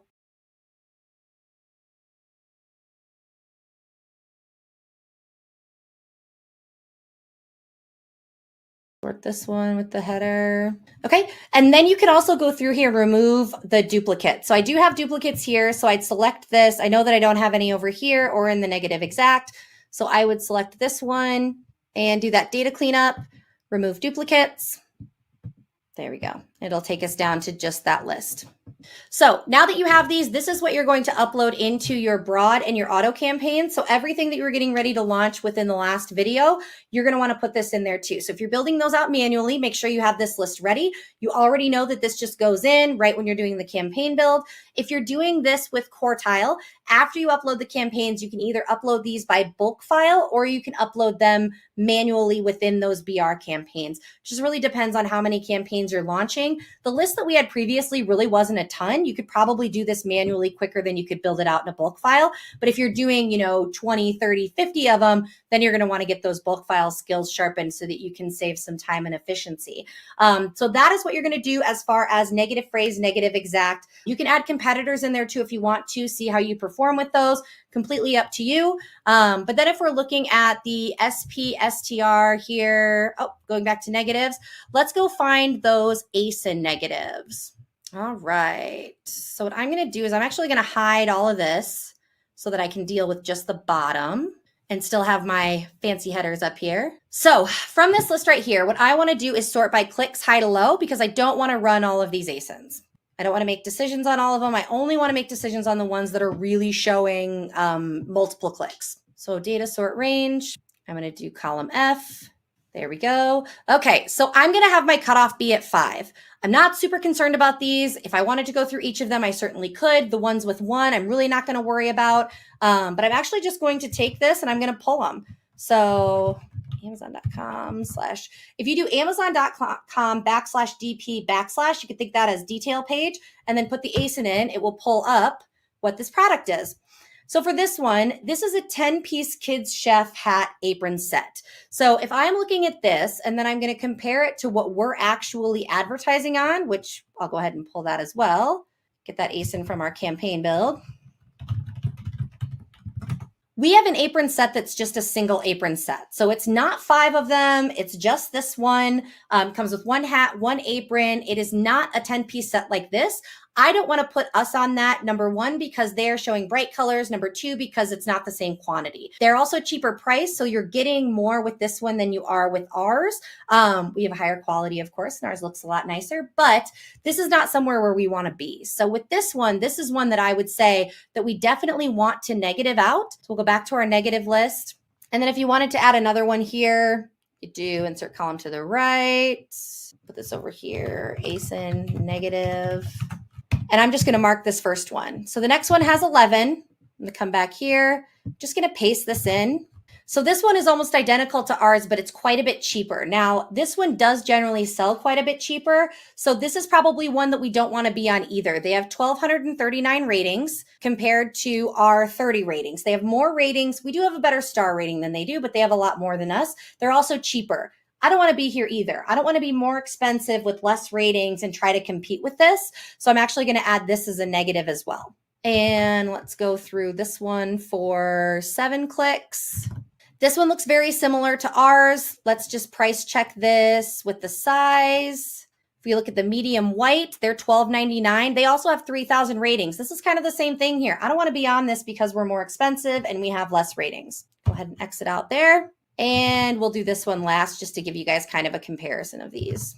So this does offer a white one. This is advertising on the green. It's $11.99. Again, with that 3,000 ratings, don't want to be here either. All right. So for this one, this is the ASINs that you're going to add into your ASIN negatives with your auto campaign. You can add these into your broad as well. It would be helpful to clean up if they're pulling anything from product targeting. So broads and autos more important than broads, but definitely get this in your auto campaign so that you're not pulling up on there. You can see that first one's already spent $18, which is the equivalent of what ours costs. So that's how a good way to save yourself some money right off the bat when you already know that things are not going to convert. So go ahead and get those negatives in there for some clean targeting, save yourself a little bit of money. Wow, thanks, Melissa. That was a lot. And I'm sure you're feeling overwhelmed now as a result of watching that. Now, what I recommend you doing is you going back to watching her and have that video playing while you're doing it on the other side of your screen and slow it down. In YouTube, you can slow down the videos to be 0.5x and go through it at that 0.5x speed for your account exactly. This is the single biggest thing that you can do to scale your Amazon ads, to profit more with Amazon ads, and to profit more with your Amazon business. This is going to save you a significant amount of money while also bringing you in a lot more money. So take action on this. Download that search term report, find the words that you can scale, move them into a single keyword ad campaign, exact match only, move the ones that are really high, 10 or more sales, into a single keyword broad match campaign, and then do the same thing for your ASINs that you're targeting as well. If you found this video helpful, I'd love it if you shared with another fellow Amazon seller, because this helps tremendously with your Amazon business. So share it with somebody else that you think might benefit from it. Now, again, this was chapter 5. I'll see you in the next video in chapter 6. And if you haven't signed up for our free Amazon PPC Masterclass, make sure you do that at profitablepineapple.com. All right, so that was the biggest video. That was our scale video. So we've gone over our foundation series where we talked all about conversion rate, picking high converting search terms, making sure your listing is optimized, making sure you never run out of stock, and then knowing what ACoS to focus on and if you need to focus on ACoS or TACoS. Then we jumped into the scale portion. And so finding search terms that you're already ranking for, that you're already making ad sales for, and then isolating those into single keyword ad campaigns for exact match and broad match in order to scale them. A question came in during that video, which is a great question by Todd. Todd asks, let me see if I can pull it up. Is it really necessary to add negative keywords to exact match campaigns? And the answer is absolutely not, because an exact match campaign is only going after that exact search term. And so don't worry about adding negatives to that. Negatives are for discovery campaigns, which are broad, autos, and phrases. And that's what we're going to be jumping into in chapter 6, which is going over the different campaign types. The reason I go over this after we do the scale is because you need to understand what the different campaign types do in order to scale your Amazon PPC. And I believe that this is kind of one of the most foundational chapters of this whole thing. It's probably one of the best chapters of this whole thing. I love this chapter just because it really helps clarify. You'll get a lot of ahas during chapter 6. So let's jump into chapter 6, which is understanding the different Amazon PPC campaign types and when to use each. And again, if you have any questions, please put them down in the comments below. Be happy to answer them. need to understand the different types of PPC campaign types, the difference between exact, broad, auto, phrase, product targeting, and all of that. Because if you don't understand the nuances of each campaign, then there's no way you're going to scale. And we're going to teach you those nuances in today's video. Now, here's the thing. We're going to focus most of this video around sponsored products. Sponsored brands and display are great if you have the budget and if you know what you're doing. Sponsored brands is going to cost you a lot of money. Sponsored display, I think, is a big distraction aside from a couple things that we'll go over later on. But focus, the 80-20 of Amazon PPC is focusing on sponsored products. And that's what I'm going to go over is the differences between the campaigns, because once you understand the differences between the campaigns, you can scale incredibly fast. So let's jump in to the differences. So I'm going to ignore phrase match campaign. And the reason I ignore phrase match campaigns is because it's a discovery campaign. And that's what I want to get into first, is discovery campaigns. The whole goal of discovery campaigns is to find you new search terms and to find you new ASINs. So a discovery campaign are auto campaigns, broad campaigns, and phrase match campaigns. The reason those are discovery campaigns is because Amazon is showing you to a lot of different search terms. And then those search terms will either take off or they won't. And then what we do is once those search terms have been found to do well, we then take them from a discovery campaign where we're trying to discover new search terms and new ASINs, and we harvest them. We take them out of those campaigns, and then we take them over here and we put them into exact match campaigns to scale. Exact match campaigns are scaling campaigns. And the reason they're scaling campaigns is because when you have a single keyword ad campaign for just that search term that has already proven sales, we can bid higher, we can be more aggressive with it with a higher budget. Because if we have a high conversion rate, we can increase your organic rank, which decreases your tacos, increasing your profitability. So look for high converting search terms that have already made a lot of sales. And when you find those high converting search terms that have made a lot of sales, we take them to a scale campaign, which is an exact match, single keyword exact match campaign. And then that campaign scales you. And so what we're doing is we're constantly looking for new search terms from our broad, and we're trying to take them out of the broad and into the exact match campaigns, single keyword exact match campaigns. We're trying to discover new search terms in our autos and take them out and put them into an exact match campaign. Now, what autos also do, auto campaigns, is they also harvest or they bring about ASINs. So auto campaigns will show you on all different types of product listings, and that's ASIN targeting. And so when an ASIN starts to take off, we then like to grab that ASIN. We like to then bring it over here to a product targeting ad, a sponsored product targeting ad, to then scale that one. Because then we can customize in these scale campaigns, the exact match, and then also the product targeting ones. We can customize the bid and the budget and the top of search placement all around that single search term, all around that single ASIN. So we're trying to discover with auto and broad to then harvest them out and put them into single keyword exact match campaigns and single keyword ASIN targeting campaigns. Now, I hope that makes sense. If that doesn't make sense to you, let me know down in the comments and I'd love to go into it more. But that is essentially how you scale. You discover and then you scale. And that's pretty much it. Now, the reason we focus on single keyword ad campaigns is because I just said it. We can focus the budget, the bid adjustment, everything around that single search term. And so that's why we do single keyword ad campaigns. One search term, one product, each campaign. Now, which keywords do we select to harvest and then move to the scale campaigns? We're going to go over this in another video, but to briefly cover it here, what we do is we look at search term report, and we're going to show you how to mine a search term report in another video. But we look at that search term report. Any search term that has gotten 3 or more sales in the last 30 days, we're going to move over to an exact match campaign. Any search term that has gotten 10 or more sales, we're going to move over to a single keyword broad match campaign. That's going to help us discover more. But you notice the different threshold. 3 or more is an exact match campaign. 10 or more is a broad match campaign. And we're looking for high converting keywords. What do we start our bid at? we start our bid. You can do it just based on what Amazon suggests, but you can actually calculate it. And we're going to show you that in another video as well. But if you have an exact match campaign, don't be afraid to bid a little bit more on it because it's already shown that it has a high conversion rate. And when it has a high conversion rate, Amazon likes showing your product for high converting search terms. So what that's going to do is it's going to increase your organic rank. So if your ACoS is high for that exact match campaign that has a high conversion rate, don't worry about it because what it's going to do is it's going to bring down your TACoS. And so I've gone over this over and over again in videos, but you guys really need to grasp this concept where stop worrying about ACoS, especially of individual campaigns. Watch ACoS at an account-wide level because you may have some campaigns that run at a high ACoS, but they have a high converting search term that sells a lot of sales velocity. That's going to increase your organic rank, which will then decrease your TACoS, increasing your profitability. ACoS is not a number, a metric that you make big decisions on. Make decisions based on your TACoS. I'll give you a quick example of this. We have eyelid wipes. I've given this example in multiple videos. You're going to hear it over and over again because of the importance of it. For our eyelid wipes, we ranked really well for the word sty treatment.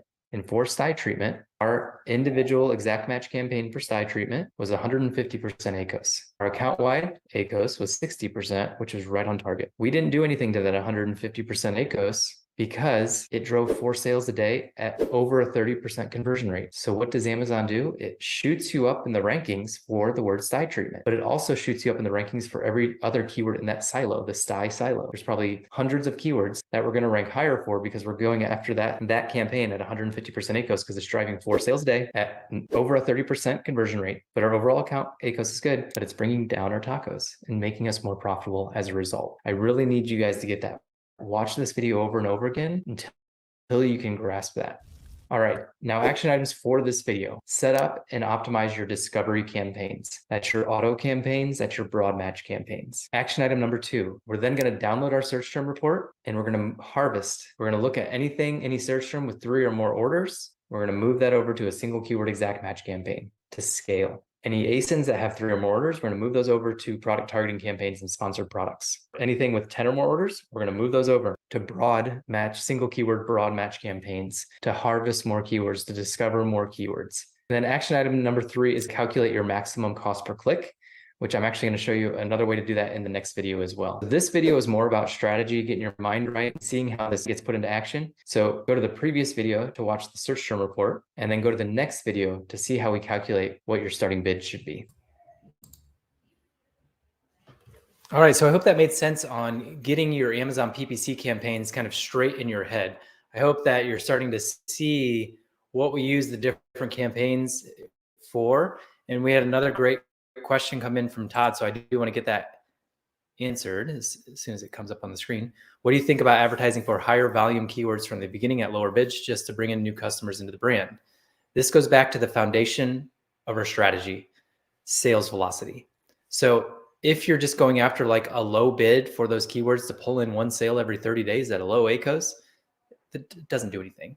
But if you're going to go after a high volume keyword, I'm okay with that. There's no problem with doing that as long as there's data to back it up, as long as you know you're going to get a high conversion rate from that keyword. If you know you're going to get a high conversion rate from it, example that we've been giving in this, eyelid wipes, very highly searched search term, but it was very competitive, but we had a huge conversion rate on it. And so we didn't mind going after it. Another keyword, sty treatment. I gave that example. Very highly searched. It gets 300,000 searches a month. And it's very competitive, but we converted over 30% for that word. And so we would go and do 150% ACoS for that word because it drove 4 sales a day at 150% ACoS, but it drove our TACoS down. And so the goal of every time you're picking a search term to go after is it going to contribute to sales velocity and does it have a high conversion rate? If it doesn't, just don't worry about it because you're ignoring the 80-20. And that's the whole purpose behind this philosophy. So we've done the foundation, we've done the scaling. Now you need to know how to optimize things moving forward. And so how do you optimize your keyword bid? How do you optimize your campaigns moving forward? And that is what we're going to go into. And I believe chapter 7 is where we're at. So let's jump into chapter 7.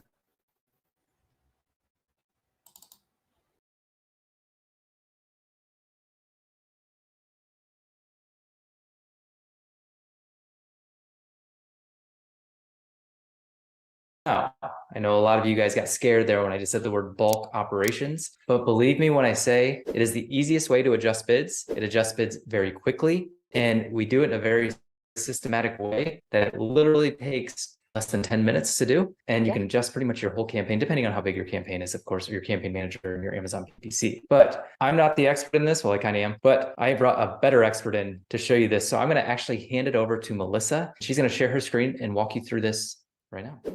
So bulk uploads can be very scary. The term of it is something that a lot of people are scared to use. But once you master this, you will see that using bulk uploads is super efficient for what you're trying to do if you're not already automating your bids. We'll go through what you can do to use your CPA with what you're actually performing on in your conversions and how you can adjust your bids based on that to maintain profitability. Right. Okay, so you're going to find yourself in Campaign Manager first. The first thing that I'm going to show you guys how to do is actually find your bulk download. If you've not ever used bulk downloads before, you might not even know where to look for them or how to download them, format them, and even use them. So you'll start in Campaign Manager here. You're going to go to your sponsored ads. Bulk operations is where you're going to find this. So what I like to do is with this one, you can go back 60 days, but I really like to do 30 days. For me, 30 days is a lot more realistic. 60 days can bring in some things that maybe happened, 2 months or a month ago, 2 months ago, but 60 days or 30 days really gives you that like now, we're in the now, we're in the present. This is what I like to do with this one. So that's a good date range for it. So you're going to update your date range to 30 days. Within what to include, things you're going to include. For this, we're just going to focus on sponsored products right now because this is the bread and butter of everything that you're doing. This is where your focus should be. So sponsored products data is the only one that you're going to pull in. For this, I'm not going to pull in anything with 0 impressions because I only want to look at the keywords that I have conversions on because that's how our calculations are going to work in terms of changing your bid and maintaining that profitability with your cost per acquisition. So don't select this one, just the sponsored products data and for 30 days. You're going to create a spreadsheet for download, file requested. This, like it says, can take up to 15 minutes. If you have a lot of campaigns within your sponsored products, this can take like 20 minutes almost. Like it does take quite some time to pull that data in there. It can be a very, very large sheet. So just be prepared for a big file. If you, archive things and all of that, but if you chose campaign items with 0 impressions, it probably won't be as big as one of those. But if you did click that, it is going to be a little bit larger. So I've already gone ahead and done this. I've already downloaded. This is what will come up when it's ready. You'll see the download link here. Go ahead and download that. Mine download into my browser so I can pull them from here. They may download into a different file system for yours, however your computer works for where you're putting those. The next thing you're going to want to do is pull up a Google Sheet. So you're going to work within a workbook. We're actually going to work within 2 today, but the first one you're going to work in is just going to be completely blank, and we're going to bring in that bulk download. So we'll do File, Import, and Upload. And then I'm going to bring this in right here. Insert a new sheet into this one that you're already working with. If you create a different spreadsheet, it kind of screws up what you're doing as far as just file organization. So I like to do insert a new sheet here. First thing we're going to do for formatting is delete sheet 1.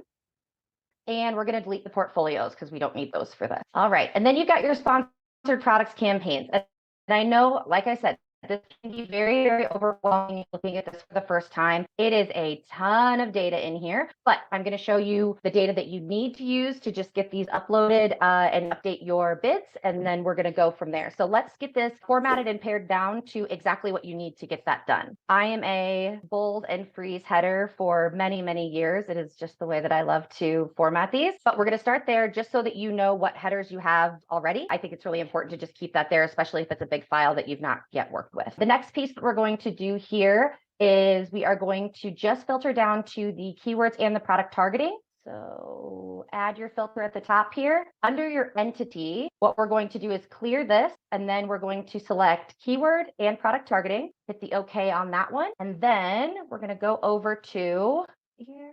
We're going to go to state. We want to make sure that's just enabled. We want to do campaign state, take everything that's paused out because we don't need to update those. And if you're running multiple ad groups, if you're not yet using Quartile or using something that has the single keyword ASIN, if you have other things running within there, just make sure that you double check this so that you're not updating anything with an ad group that's paused. So you want that to be enabled as well. All right, so we've got it down to product targeting and keyword. We've got everything down to the enabled. And now what we're going to take out is the 0 order. Because the way that the calculations work, we can't update those if we don't have the data for an order there. We'll go ahead and fix that one. There we go. And one more thing that you can do to pare this down even a little bit more. We are not going to have to do this with this one specifically because this bulk download I already know is only for one product. But if you have multiple products, you're going to want to separate those out. So you'll separate those out into different sheets and you'll work with each product individually. The reason that is you have a different CPA for each of those products, and you want to make sure that you're not working with the wrong product CPA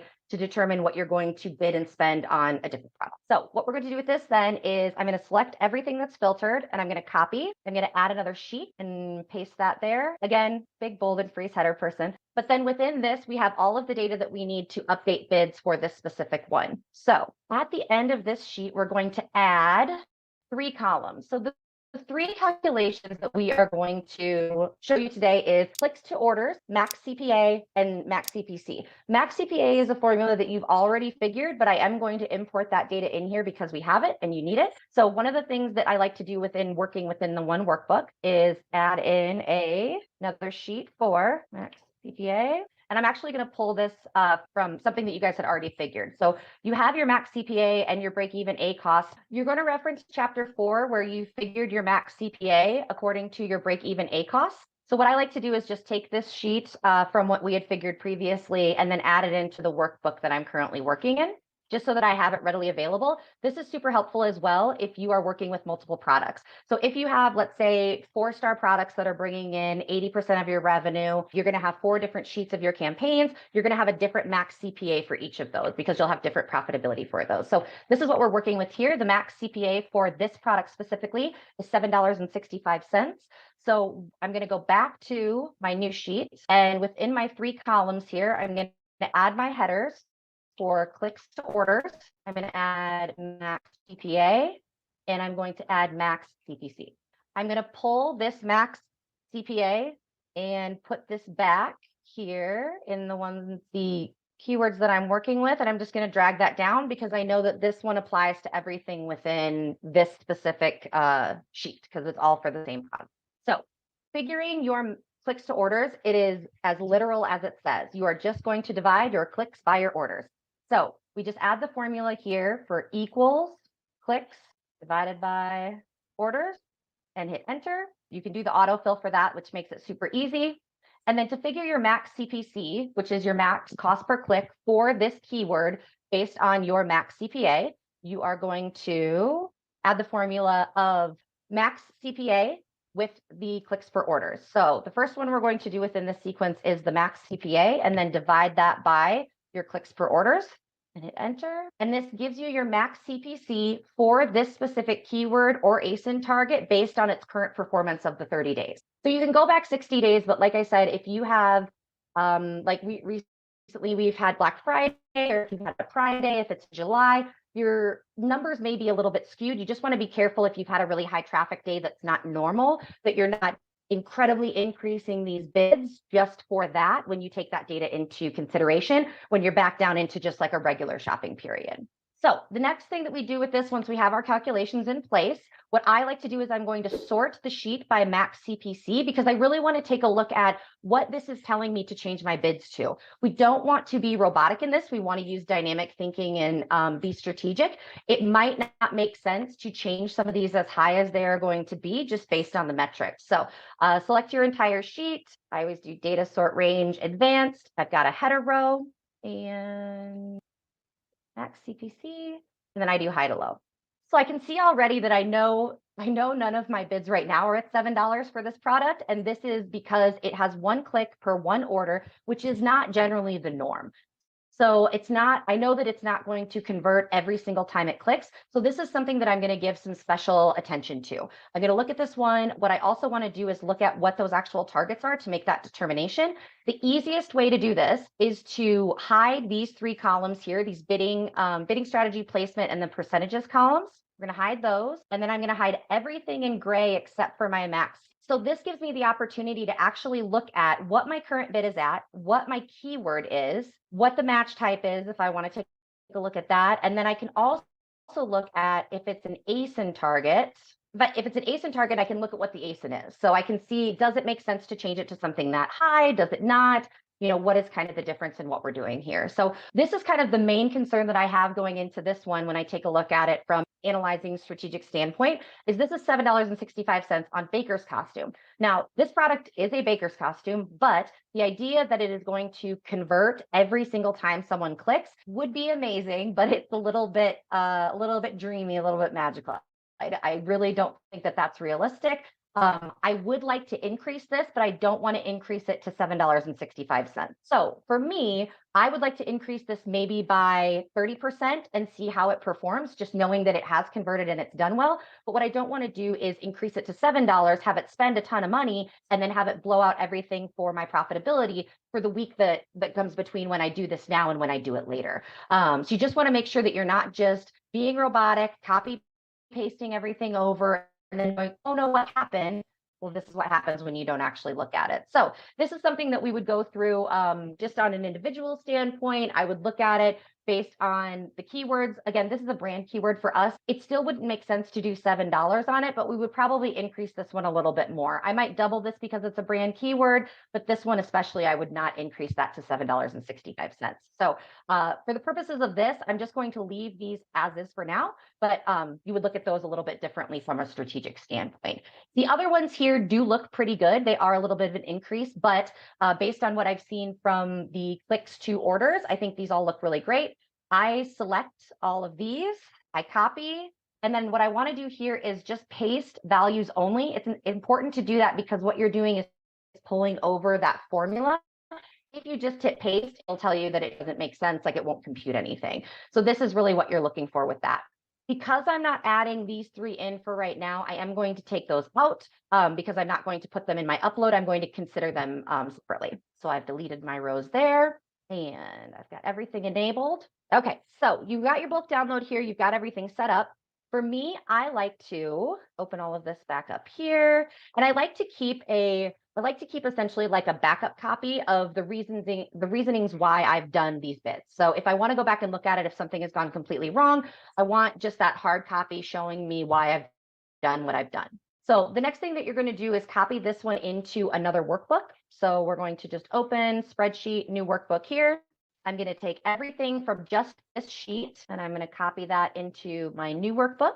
And for this one, I am going to call this my bulk upload because this is what's actually going to go into Campaign Manager. Okay, so within this, the way that you get these to update is you actually have to change column C, the operation, to update. And you're going to take that, you're going to pull that all the way down. You want to come over and just check to make sure that there's nothing kind of weird, make sure that that no paused stuff came in. It's kind of a double check for you there. I've got my bids here and these do make sense with what I had done previously, my keyword text, my match type. I have my product targeting and my resolve product targeting. This one is great, but you do need this to upload it. So the next thing I do with this to do the bulk upload, because I don't want Amazon to look at any of this and compute it in any kind of a different way or give me an error, I'm going to actually delete all of my metrics from the bulk upload, including the 3 columns. So I'm just going to get all of those metrics out of there so Amazon can't take any of that into consideration to give me an error. So this is ready to go now. You've got your operation update. All of your bids are updated. All we're doing here is updating keywords and product targeting bids. So you'll go to File, Download, and you want to download it as an XLSX file, a Microsoft Excel file, because that's what Amazon prefers for upload. Once you have that, you'll go back into Campaign Manager and the Bulk Operations portal. This is number 3, where you upload your file to update your campaigns. So from here, you will choose your file, and this is my bulk upload file, so just choose it from wherever it's saved within your computer. And I've got that here. You can just verify that it's the right file name, and then you're going to upload process changes. Once you do that, it'll kind of reset itself, and then if you give it a minute, there it is. So sponsored ads bulk file may take up to 3 hours to process, and it's processing the upload.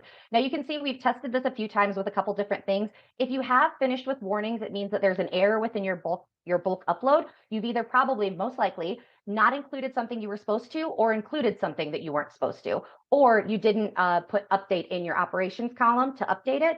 That's usually what's the most common thing there. Or you've left all your metrics in with the 3 columns that we've added. If you don't take those out, Amazon will give you an error for those. So it's as easy as that. So once you just go through those, just make sure you're taking a look at it, and then you upload them and it'll tell you how it goes. Melissa, amazing. Thank you. So action items for this. download those bulk operation files, calculate your maximum cost per click, re-upload it back into Amazon Campaign Manager. Now, key thing with this is you need to schedule to do this weekly. What I see a lot of sellers do that aren't as experienced in PPC is they're going to go into the campaigns individually and like adjust them today, and then 3 days later they might adjust them again, and then they might adjust them later on, and they don't really know what they're doing. They don't know what they did. And so schedule it once a week. It will take you 30 minutes to an hour, depending on how big your account is, and just schedule this. Put it in your calendar to recur every week, but make it work for you. And another key to this is there are a lot of softwares out there that can automate this part. I don't recommend softwares that will take over your entire campaign manager, but I do recommend softwares that will help automate bid optimization, because as you can see here, you can do this all the time to adjust your cost per clicks, but you're not taking into account other things like day parting. Day parting is just fancy words for your conversion rate changes every single hour of every single day. And there are softwares that will take that into account, and they'll adjust your bids up 1 hour and then down the next hour, depending on your conversion rate for your product. And so there's a lot more that goes into bid optimization than just uploading a bulk file. So if you're interested in learning how we automate this inside the agency, make sure you head to profitablepineapplefarm.com. We actually teach this. We teach you how our agency manages clients. And so I highly recommend that if you're feeling a little overwhelmed by this video, to come into the Profitable Pineapple Farm, go to profitablepineapplefarm.com, and we'll coach you through this. We'll teach you exactly how we do it. We'll teach you, or one of your teammates, even better, one of your teammates, how to do this. So go check out profitablepineapplefarm.com. And Melissa, thanks for the amazing video today. All right, so we just went through chapter 7, which is optimization of your keyword bids. And the key thing about that is just making time weekly to do that. And so it will take you about an hour or so, depending on how big your portfolio is, depending on how many products you have, how many search terms you have. But make time every week to change those bids in a systematic way, in a mathematical way, calculating mathematically what your cost per click should be, and then re-uploading it. Stop making adjustments inside the campaign. And so let's see, we're on to chapter 8, which is how to save thousands with Amazon PPC. And what we're going to be going through in chapter 8 is different things like negative keywords, pausing different keywords, unpausing keywords, and how to save thousands using different things like that. So let's jump into chapter 8.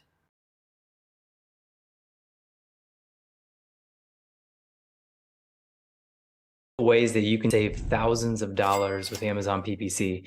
And not only is this going to save you thousands of dollars, it's actually going to make you a lot more money as well. Because what I'm going to be showing you in this lesson, in this chapter, is how to pause keywords, how to make negative keywords, how to unpause keywords. I know it sounds counterintuitive, but I'll go into it in detail here in just a little bit. And this is probably one of the most important chapters in this whole thing. I probably have said that pretty much on every chapter, but I'm serious when I tell you guys, when you hear me repeat something over and over again, that means you really, really need to know it. Now, here's the thing. Amazon PPC can be very emotional. You think you should be bidding on this keyword because it's a keyword that you think that you should be ranking for, but Amazon doesn't see it that way. And unfortunately, as an emotional bidder with Amazon PPC, we tend to keep pushing that keyword regardless of ACoS, regardless of if it's getting sales or not, because we just want to rank for that keyword. But the key thing is to listen to the data. You need to listen to the data. So let me go into 7 steps on saving thousands of dollars with Amazon PPC by just doing the simple steps that don't take long to do at all. And step number 1 is kind of what I already started getting into, is the data.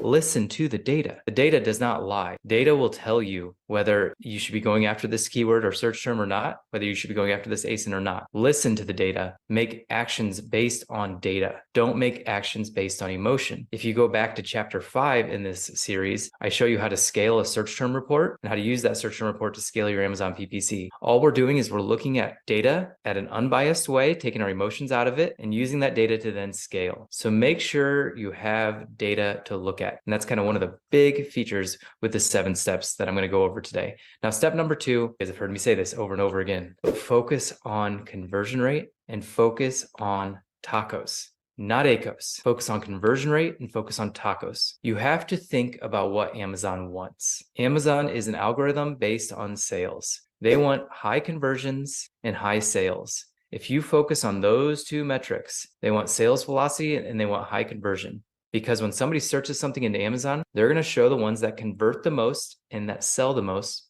because they're more likely to make the sale. It's just a simple algorithm. People get so complicated with this A9 algorithm that they think they can hack it and do all this stuff to it, when it all just boils down to conversion rate and sales velocity. Now let's go into what I talked about with number 2 here, TACoS. TACoS is your total advertising cost of sale compared to ACoS, which is your advertising cost of sale. There's a big difference between the two. Advertising cost of sales strictly works with just the advertising numbers, advertising spend, advertising sales. Whereas in TACoS, total advertising cost of sale works on advertising spend and total sales. There's a big key distinction. Most rookie and novice Amazon PPCers focus on ACoS. Most advanced Amazon PPCers and advanced businesses and businesses that are selling more focus on TACoS. You need to convert this in your brain. TACoS is important, ACoS is not. I'm going to go over this one more time just so you guys can understand it. I've gone over it in previous chapters. And the rule of 3 states that if you hear something 3 times, you should know it. All right, high conversion rate. We're going to focus on high converting search terms, regardless of ACoS. Because if we have high converting search terms, regardless of ACoS, I'll give you an example here. This will lead to an increase in organic rank because you're focusing on high converting search terms that will push you up in the organic rank. Now, next, increased organic rank is going to lead to an increase in organic sales, which will then lead to an increase in profitability, which will then lead to a decrease in TACoS because you're using your advertising dollars to push you up in the organic rank, which will then increase your organic sales, which will then decrease your TACoS. I hope that makes sense. Please leave a comment down below if it doesn't make sense, but I need you to understand that. Go for high converting search terms, regardless of ACoS, which will lead to an increase in organic rank, which will decrease our TACoS, which will increase our profitability. Do not make decisions on ACoS alone. And that leads me to step number 3 on saving a lot of money and making a lot of money. Do not look at ACoS of individual campaigns because you may have some campaigns that are performing on high converting keywords that have an ACoS of 100 to 150 to 200%, but they're bringing your TACoS down because they're bringing your organic rank up. Quick example to illustrate this point. We have eyelid wipes. And when we sold our eyelid wipes, we would run an exact match single keyword ad campaign for the term sty treatment. Sty treatment, that campaign on that ACoS ran at 150%, but it sold 3 to 4 sales a day at a conversion rate of north of 30%. So we converted at over 30% for that search term, but it ran at 150% ACoS. Our target ACoS was 70% account wide. Our account wide target was met. For our overall campaign manager, we were at 70%, but this one campaign was 150%. Most rookie and most novice Amazon PPCers, most sellers, most people that manage Amazon PPC would pause that campaign because it's running so hot. But you would be making a huge mistake because even though that campaign's running at 150%, the ACoS is high, but it's decreasing our TACoS because it's increasing our organic rank and our organic sales. I hope that makes sense. Again, if you have questions on that, leave a comment down below. All right, now let's jump into some actual tactical things that we can do to save you money. I got your mindset right with steps 1, 2, and 3. Data, data, data, TACoS, not ACoS, and look at your overall account level ACoS. Don't focus on the individual campaigns. That was step 1, 2, and 3. Step 4 is pausing search terms when they meet certain criteria. So usually 1 to 2 times a week, we will go into our campaigns and we'll actually pause different search terms and keywords based on certain metrics that we've set for our account. Now, each account is a little different. And the reason each account's a little different is because your product may only have a 1% conversion rate where my product has 40%. And so you need to adjust these metrics based on what your conversion rate is already. And if your conversion rate is poor compared to the rest of the category,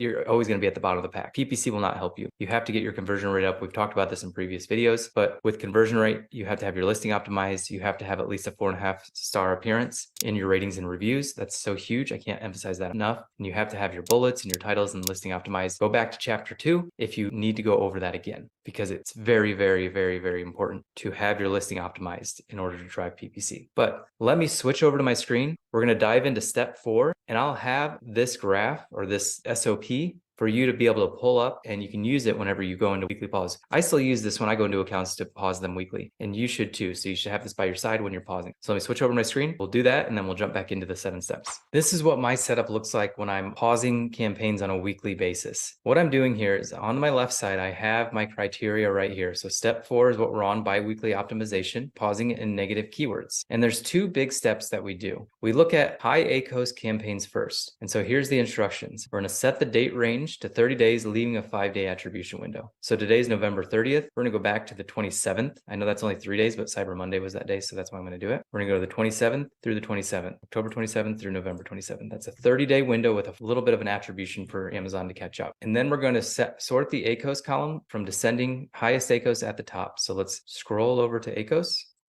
And we're going to look at the highest at the top. And so you can see this one's 150%. I'm just going to pause that one. This is an exact match campaign, 103%. For exact match campaigns, we consider pausing if the ad spend or the ACoS is above 100%. So if the ACoS is above 100%, I'll probably pause it. You can see right here, it's over 100%. I am going to pause it. We also pause product targeting campaigns, which are OP. So you can see right here, 74%. I'm okay with that. 68%. And I'm okay with the rest of these ACoSs. They're not too out of control for me. Our target right here on this account is about 40%. And you can see that overall, let me get the ACoS pulled up.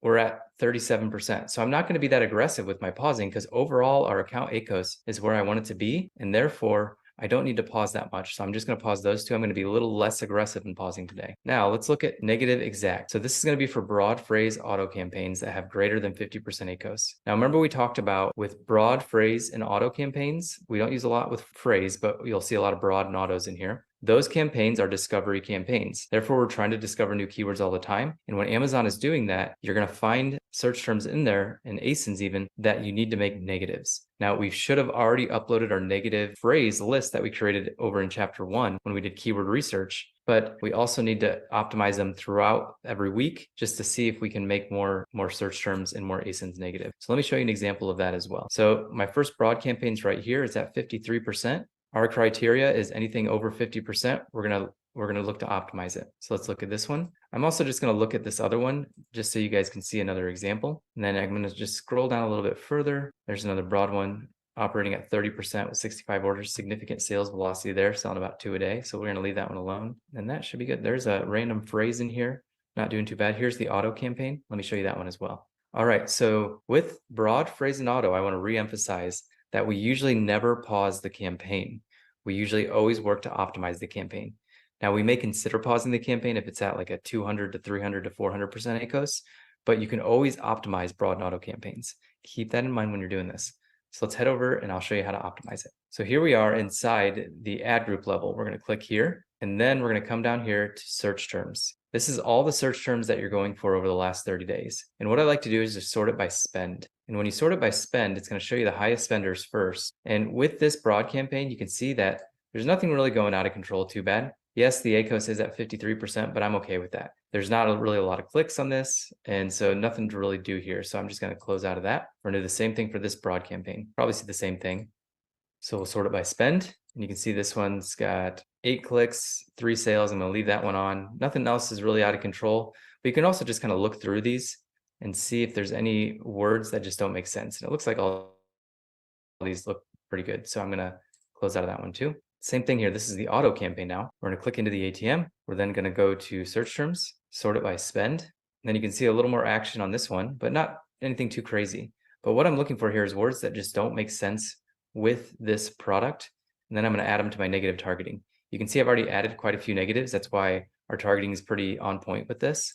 But if you'd find a word that just doesn't make sense, like it's cooking, let's go look at Amazon. I always like to just search what comes up for Amazon for kids cooking, because that's a very browse-based keywords. They're probably looking for a lot of things like knives and recipe books. And you can see there's no aprons here on page 1. So that tells me that Amazon doesn't consider kids cooking relevant for my apron. And so what I'm going to do here is I'm going to take this, I'm going to take it over up here, and I'm just going to type it in. I'm going to take a quick look at it just to make sure we're not making any sales somewhere else on another search term around kids cooking. And you can see it is causing some clicks. Kids cooking aprons, we are applicable for that. So what I want to do is I want to come over here to negative targeting, and I'm just going to negative exact kids cooking. And that will get rid of that keyword and save us a little bit of money. And you're going to do that every single week. Now, these are very, very small campaigns because this is a very small account. This is one of our test dummy accounts that we use to develop our software and for the training purposes. But you're going to have a lot more words in there when you do your account. So let me know if you have any questions about yours. I'd be happy to audit your campaigns for free for you, just to kind of show you how to do this. Just leave a comment below this video, and we'd be happy to jump on a call and just do that for you. So keep that in mind. Leave a comment down below to do that. All right, so we considered pausing exact product targeting and sponsored display product targeting. We don't optimize these because there's not much optimization to do. We then went through and added our negative keywords in here as well. So we looked to add negative keywords. We didn't find much though. So now we're going to move on to filter number 2, which is right here. It's going to be 0 orders. So we're going to do that same thing. Come up here, enabled. We're then going to do filtered by 0 orders. And then we're going to sort it by ad spend, with the highest being at the top. And we're going to do the same thing. So we're going to look for things that have been spending a lot but making no orders. So I know that these have 0 orders, so I don't have to worry about ACoS. This one right here. So we're going to pause anything with greater than 25 clicks and 0 orders for this product. Now, if your product has a lower conversion rate, you need to adjust this. So if you have a higher conversion rate, you might want to go after 10 clicks. So we have a pretty high conversion rate on this product. So this product targeting ad that's shown 13 times with no sales, I'm going to turn that off. It's going to save us $18. For this exact match one, this one they might be looking for just a direct hat. Kids cooking aprons, these are all pretty relevant and they're getting clicks. They're just not getting sales yet. So I'm going to leave those on.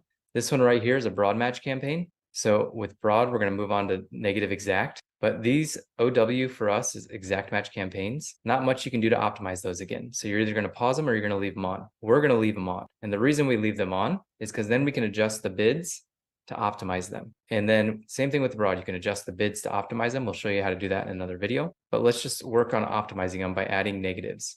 So we're going to open up that broad. Let's see if there's any other ones on here. Looks pretty good. And something else I like to do is, this is kind of more of a monthly thing that we do, is we like to just clean up our accounts. And so what we'll do is we'll look for older campaigns. So these are over a month old that are getting no sales. And so what I like to do here is just clean these up. So what I'll do is, these aren't getting sales and they're not getting clicks. So I'm going to filter another one, clicks equal to 0. And this is no sales, no clicks, but they're running. And so you can see we've got about 31 campaigns here and none of them are new. So that tells me that Amazon just doesn't find these campaigns relevant. And so what I'm going to do here is just highlight all of them and just pause them, just get rid of them. And then what that does is it just helps focus up your thing. But going back to this, so we're going to look for negative exact matches that we can make in this broad campaign. So we're going to click into the ad group again. We're going to make sure our negative targeting has been uploaded. So let's go back to the campaign level, see if our negative keywords have been uploaded. So no negative keywords have been uploaded to this one. And so what I'm going to do is I'm going to go back to my negative keyword master list. Let me get that pulled up. And here's our master negative list. So I'm going to pull this down, grab all of these, come over here, and I'm going to do negative targeting phrase, add those in. And this is actually going to be step 7. And I'm going to show you that here in just a little bit. Let me actually just jump down to step 7, actually, just because I'm doing it for you right now. So step 7 on our SOP is continuously adding negative keyword updating. And so you're going to constantly be adding new broad, new auto, and maybe even new phrases if you're going to use phrase match, but we don't like to use phrase match. And so as you continually add auto and broad campaigns, you want to go back to your master negative list that we made in chapter 2, and we're going to upload it to all those new broad and auto campaigns to save you money in the future. So step 7 is continuously uploading those to your list. All right, let's go back to this one. So we're going to go to the search terms and we're going to sort it by spend. And you can see not a lot of clicks or anything. So everything looks pretty good. Very few clicks, very few wasted ad spend. So we'll leave this on, even though ours does not have ruffles. So I just found a brand new phrase that I'm going to add to my master list, and then I'm going to add it to over here. So even though you're not getting a lot of clicks that aren't converting, you can still look for search terms that may not make sense to your product. All right, so that was step 4. Now, step 5, as you can see right here, is weekly unpausing. So what happens is when we go through this and we pause these different campaigns, sometimes we can pause one and attribution can catch up with Amazon. Amazon's attribution can be delayed up to 7 days, but usually it's about 48 hours. And we want to make sure that we didn't pause a campaign that might actually be profitable for us. So with this one, what I'll do is I will go to the pause campaigns. I will then sort by sales, with top sales being at the top. And then you can see right here, still pretty high ACoSs, so I'm not going to unpause these. But let's say attribution caught up and these ACoSs were now in our normal range, we would then unpause these and get them running again. Keep that in mind. And then finally with step 6, bid adjustments. And so what we want to do here is we want to regularly adjust bids for campaigns that aren't really producing much. And so how we do that is we go to targeting, and we're going to do enabled, and clicks equals 0. So you can see all of these products all these search terms that we're not getting any clicks for. And so what I'm going to do here, see we're getting some impressions, but not much, is I'm going to highlight all of these and I'm going to bulk actions and I just want to get some data on them because right now they're not serving. And so we're not getting any data on them. So I'm just going to increase it by 30%. I am more aggressive. And so if you don't want to go 30%, you can go 20%. But then you can see here, we just raised all those bids and they went above the suggested bid. So they'll probably start showing a little bit more. And so that's how we do step 6. All right, so the 7 steps for saving thousands of dollars with your Amazon PPC. Step number 1 is embracing the data. We showed you how to do a search term report in chapter 5. Go back and really master that. Do that monthly because that is pure data from your PPC campaigns that are going to help you out tremendously.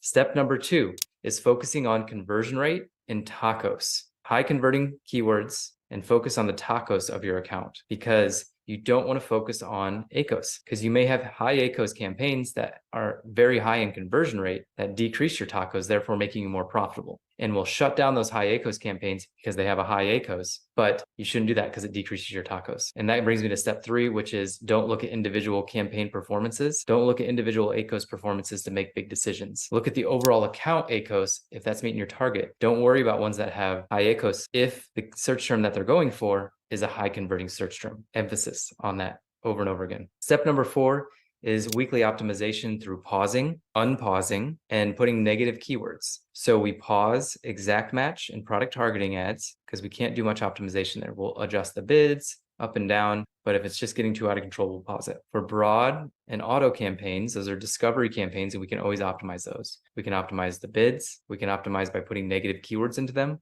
And we can do a lot more with those. So I rarely ever pause broad and auto campaigns because we can always continuously optimize them. And then step number 5, I kind of briefly covered that with unpausing. If you in the past paused the campaign and you go back and attribution's caught up to it, you want to unpause it then later to let it continue to serve. Step number 6 is adjusting your bids. And so if you have a bunch of search terms or targets that aren't getting impressions or clicks, increase the bids by 30%. And then therefore they'll start to show again because you're trying to get more data. You're trying to scale sales. And then step number 7 finally is continuously uploading negatives to new broad and new auto campaigns. If you have a broad and auto that is getting out of control, step number 1 is make sure you uploaded your negative master list. And then step number 2 is going into the search terms at the ad group level, seeing if you can optimize it even further. I hope this video was helpful. I know there was a lot in this video, so rewatch it as many times as you can. Also, if you've signed up for our free Amazon PPC Masterclass at profitablepineapple.com, you'll have the SOP for this. Pull up that SOP and then do this every single week,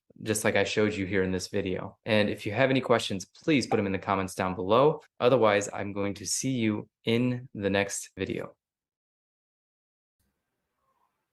All right, so we had a great question come in during that one. Let me pull it up here. If you historically made sales, this is RB asking if you historically made sales on a keyword but not recently, do you consider just lowering the bid rather than pausing the keyword campaign? No, we don't. So we'll end up pausing it. And if you have like a seasonal product, what we'll usually do is in chapter, I believe it's 6 or 5, we showed you how to search or take a search term report, find the keywords that are working, find the search terms that are working for you, and then scale those. Sometimes what happens is when you go out of season, those end up falling off and we end up pausing them. What we do then is, let's say June is our season or the start of our season, is we'll go back to the previous year's search term report in June and we'll relaunch those search terms because historically they have been working, especially during that time frame, but they stopped in December because we sell sunglasses and sunglasses don't sell in December, they sell in June. And so what we'll do is we'll analyze the search term report from the year before to then relaunch that time frame for this year.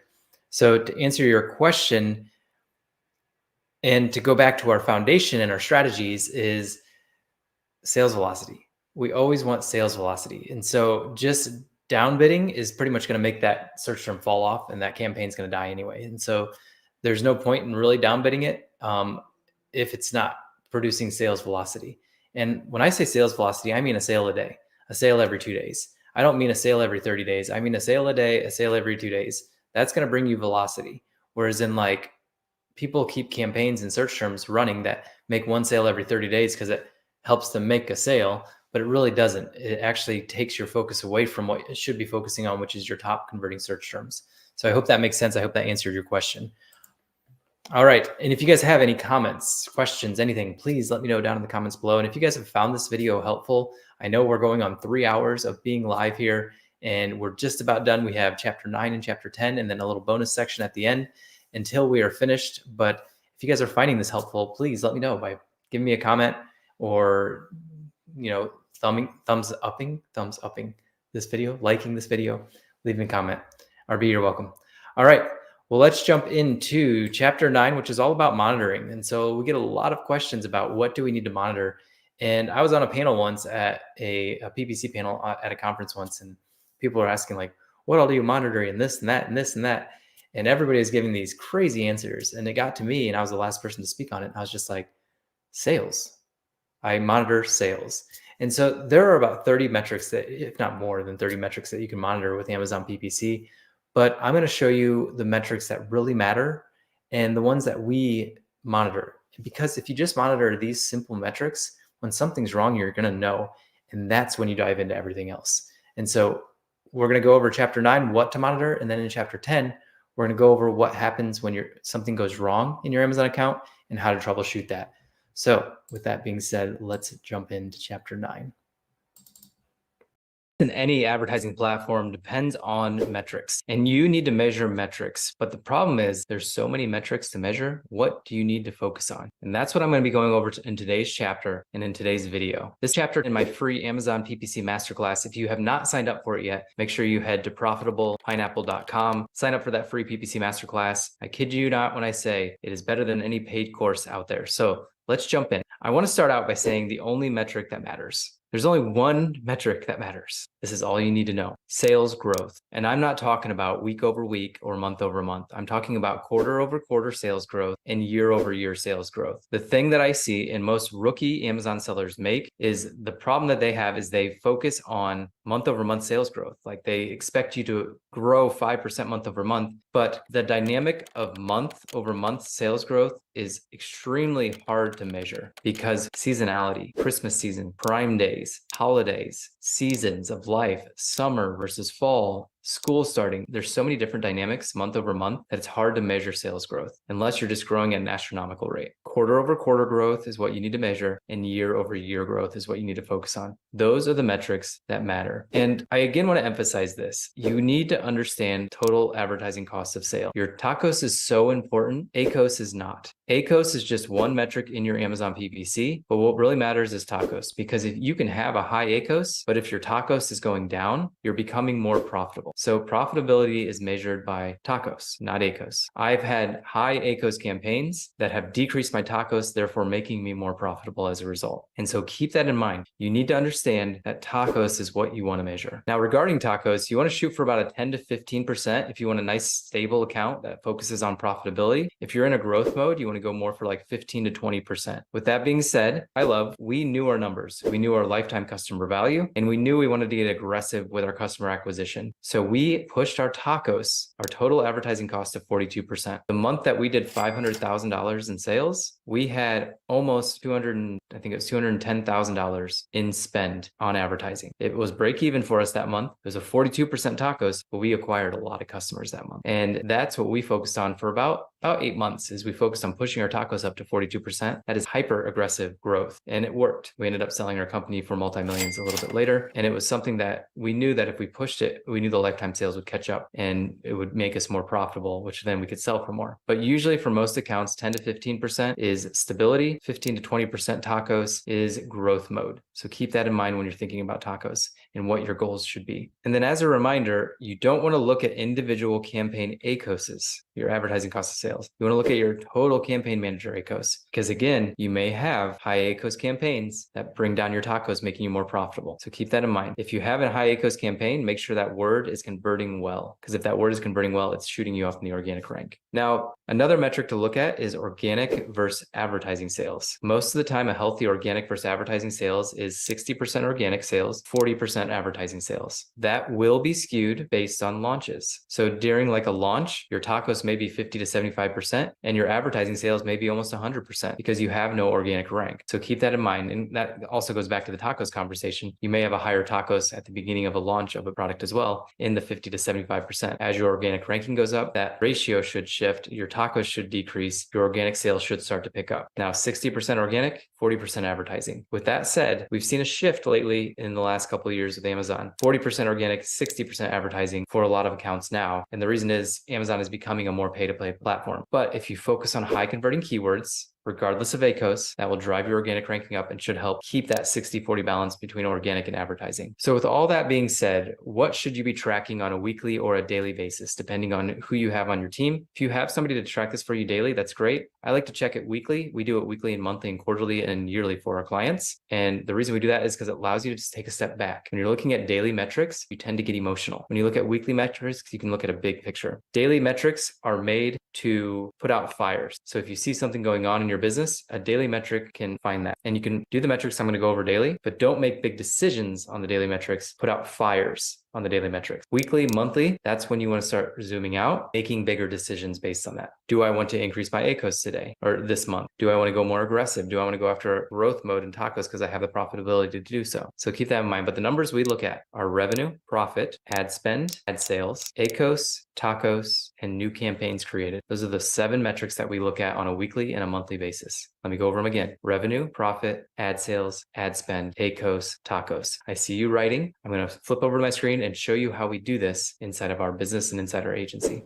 So this is it. This is our very, very simple weekly tracking spreadsheet. And then you'll just make another one for monthly and another one for quarterly. It's the exact same spreadsheet. It's just what time frame that you're measuring. And you can see we're measuring revenue, profit, ad spend, ad sales. And the nice thing about this is then ACoS will populate and tacos will populate and then new campaigns created. So let me fill in a couple of these just to kind of show you what what we're doing here. Now, a performance hack is when you're doing your weekly numbers. I like to do this as the business owner. I like you to do these metrics because it will take you literally 5 minutes, but it gives you a good pulse on the business and you can look and find trends as needed. But going back to this, when you do this, also do your weekly optimization that we talked about in the previous video for pausing and for adding negatives. So pausing campaigns, adding negatives, unpausing campaigns, go back to the previous chapter to look at that. But just put it in your calendar for 30 minutes every week to do this and then do the Amazon PPC Amazon PPC optimization, which is the pausing, unpausing, and putting negatives in. So let me show you how to do this. So we use ZonGuru for this. So we're inside of ZonGuru right here. And what I'm going to do is just come down here. And I'm going to go to custom range and we're going to do 1029 to 11.4, apply. Then you can see right there, gross revenue, 922.87. Profit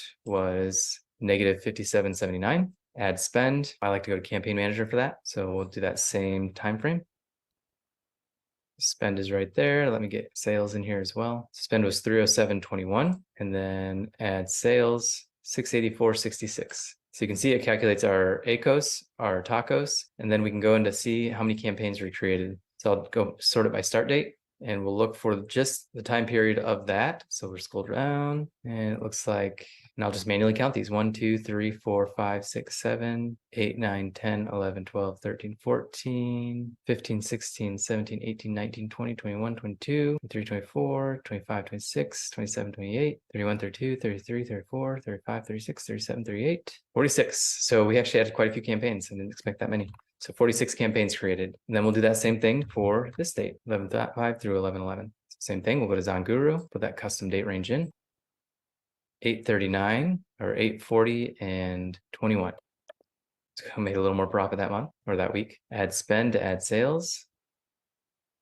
273, 640, 273 and 640. And then we'll count how many campaigns we made. So 1, 2, 3, 4, 5. Only 5 that week.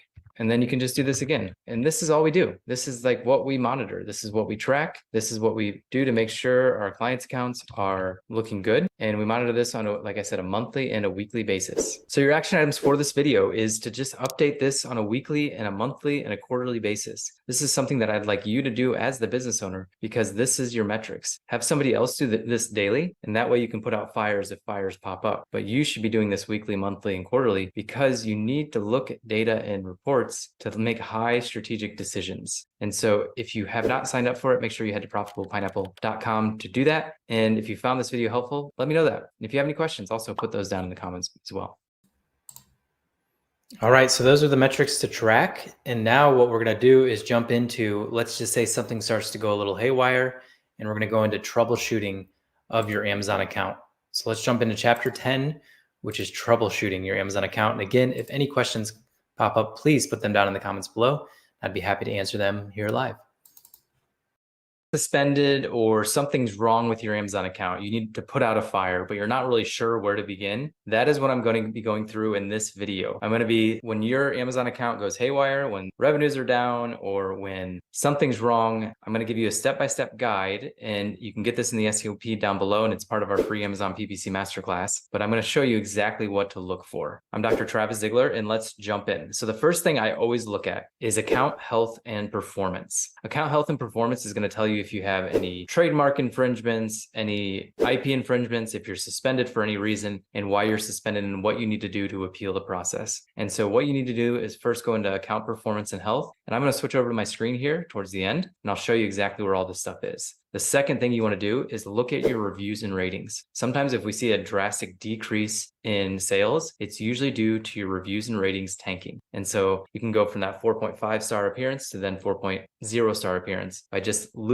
getting one star review and going from 4.3 to 4.2. That can make a big difference in your sales. The next thing you want to do, the third thing you want to do, is competitive analysis. So you want to look at your competition, and we use a tool like ZonGuru's Listing Optimizer, and you can see what your competitors are doing that you might not be doing. A second thing you want to do with competitor analysis is just go to Amazon, search your primary keyword, see if somebody's doing a lightning deal or has a bigger coupon or has lowered their price. And that goes into step 4, which is pricing strategy. Are you doing anything to increase your conversion rate? You can get the strike through price, you can use coupons, you can use promos, you can do a lot with your pricing to increase your conversion rate. So we always like to keep a coupon on most of our listings because that's going to help increase conversion rate because people like to save money. It's a game. Inventory management, that's number 5. Inventory management is so key. I lost almost $250,000. I didn't almost lose it. I did lose $250,000 because I stocked out of 4 of my 5 best sellers for over a month. It hurt. It hurt a lot. But I also almost bankrupted my company because I ordered too much inventory and there's cash sitting on the shelf. So make sure you get your inventory out of spreadsheets and into a software like our Profitable Pineapple Express. You can go to profitablepineappleexpress.com to check that out. profitablepineappleexpress.com. I just like saying that because it's like a tongue twister. Try to say it fast. profitablepineappleexpress.com. Profitable Pineapple Express. Okay, anyway.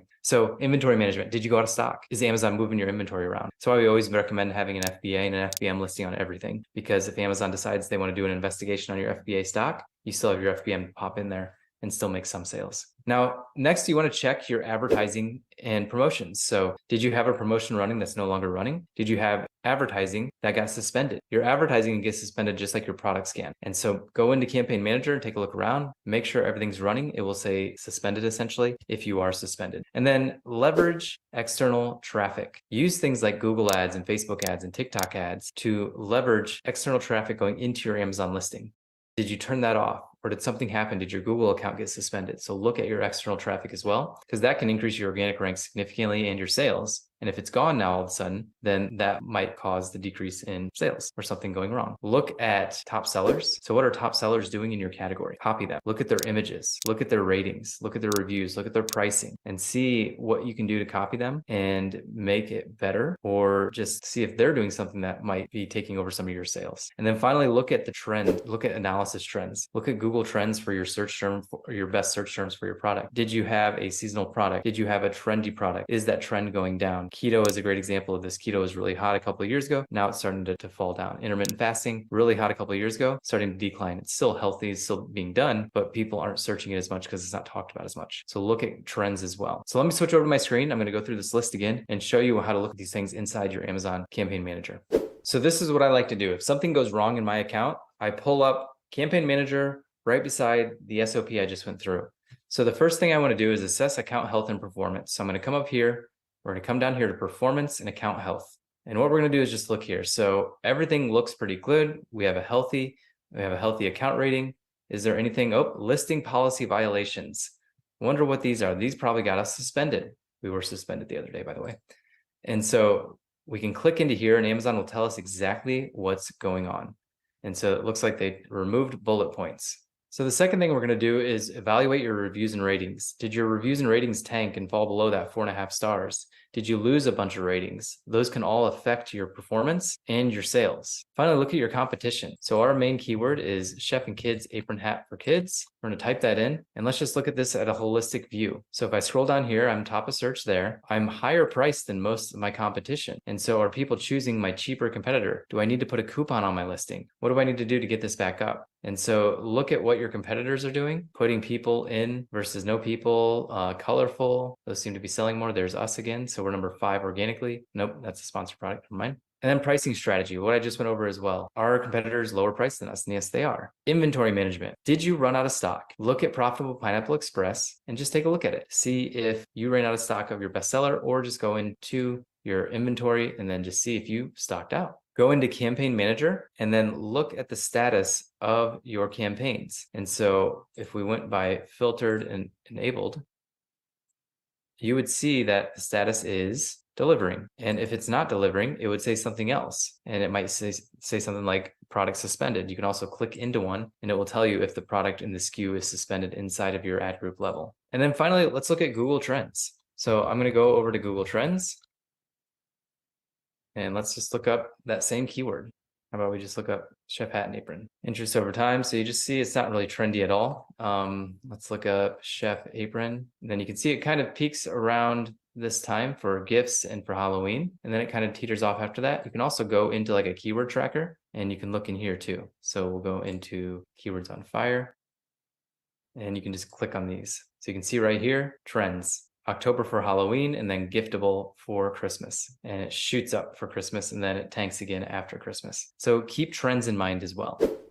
I hope this video was helpful in recognizing different things that can go wrong with your Amazon account and what you can do to fix it or figure out the problem and then go address that as needed. If you have any questions about this video, please put them down in the comments. And if you think you know someone that might find this video helpful, go ahead and share it with them. Again, this was chapter 10 in our free Amazon PPC Masterclass. If you haven't signed up for that, make sure you head to profitablepineapple.com and do that. All right, so now we've pretty much covered most of the things that I wanted to cover regarding Amazon PPC, but I do have one additional chapter for you that is going to help reshape your mindset when it comes to owning your business. And this is a big problem that even I get caught up with quite a bit.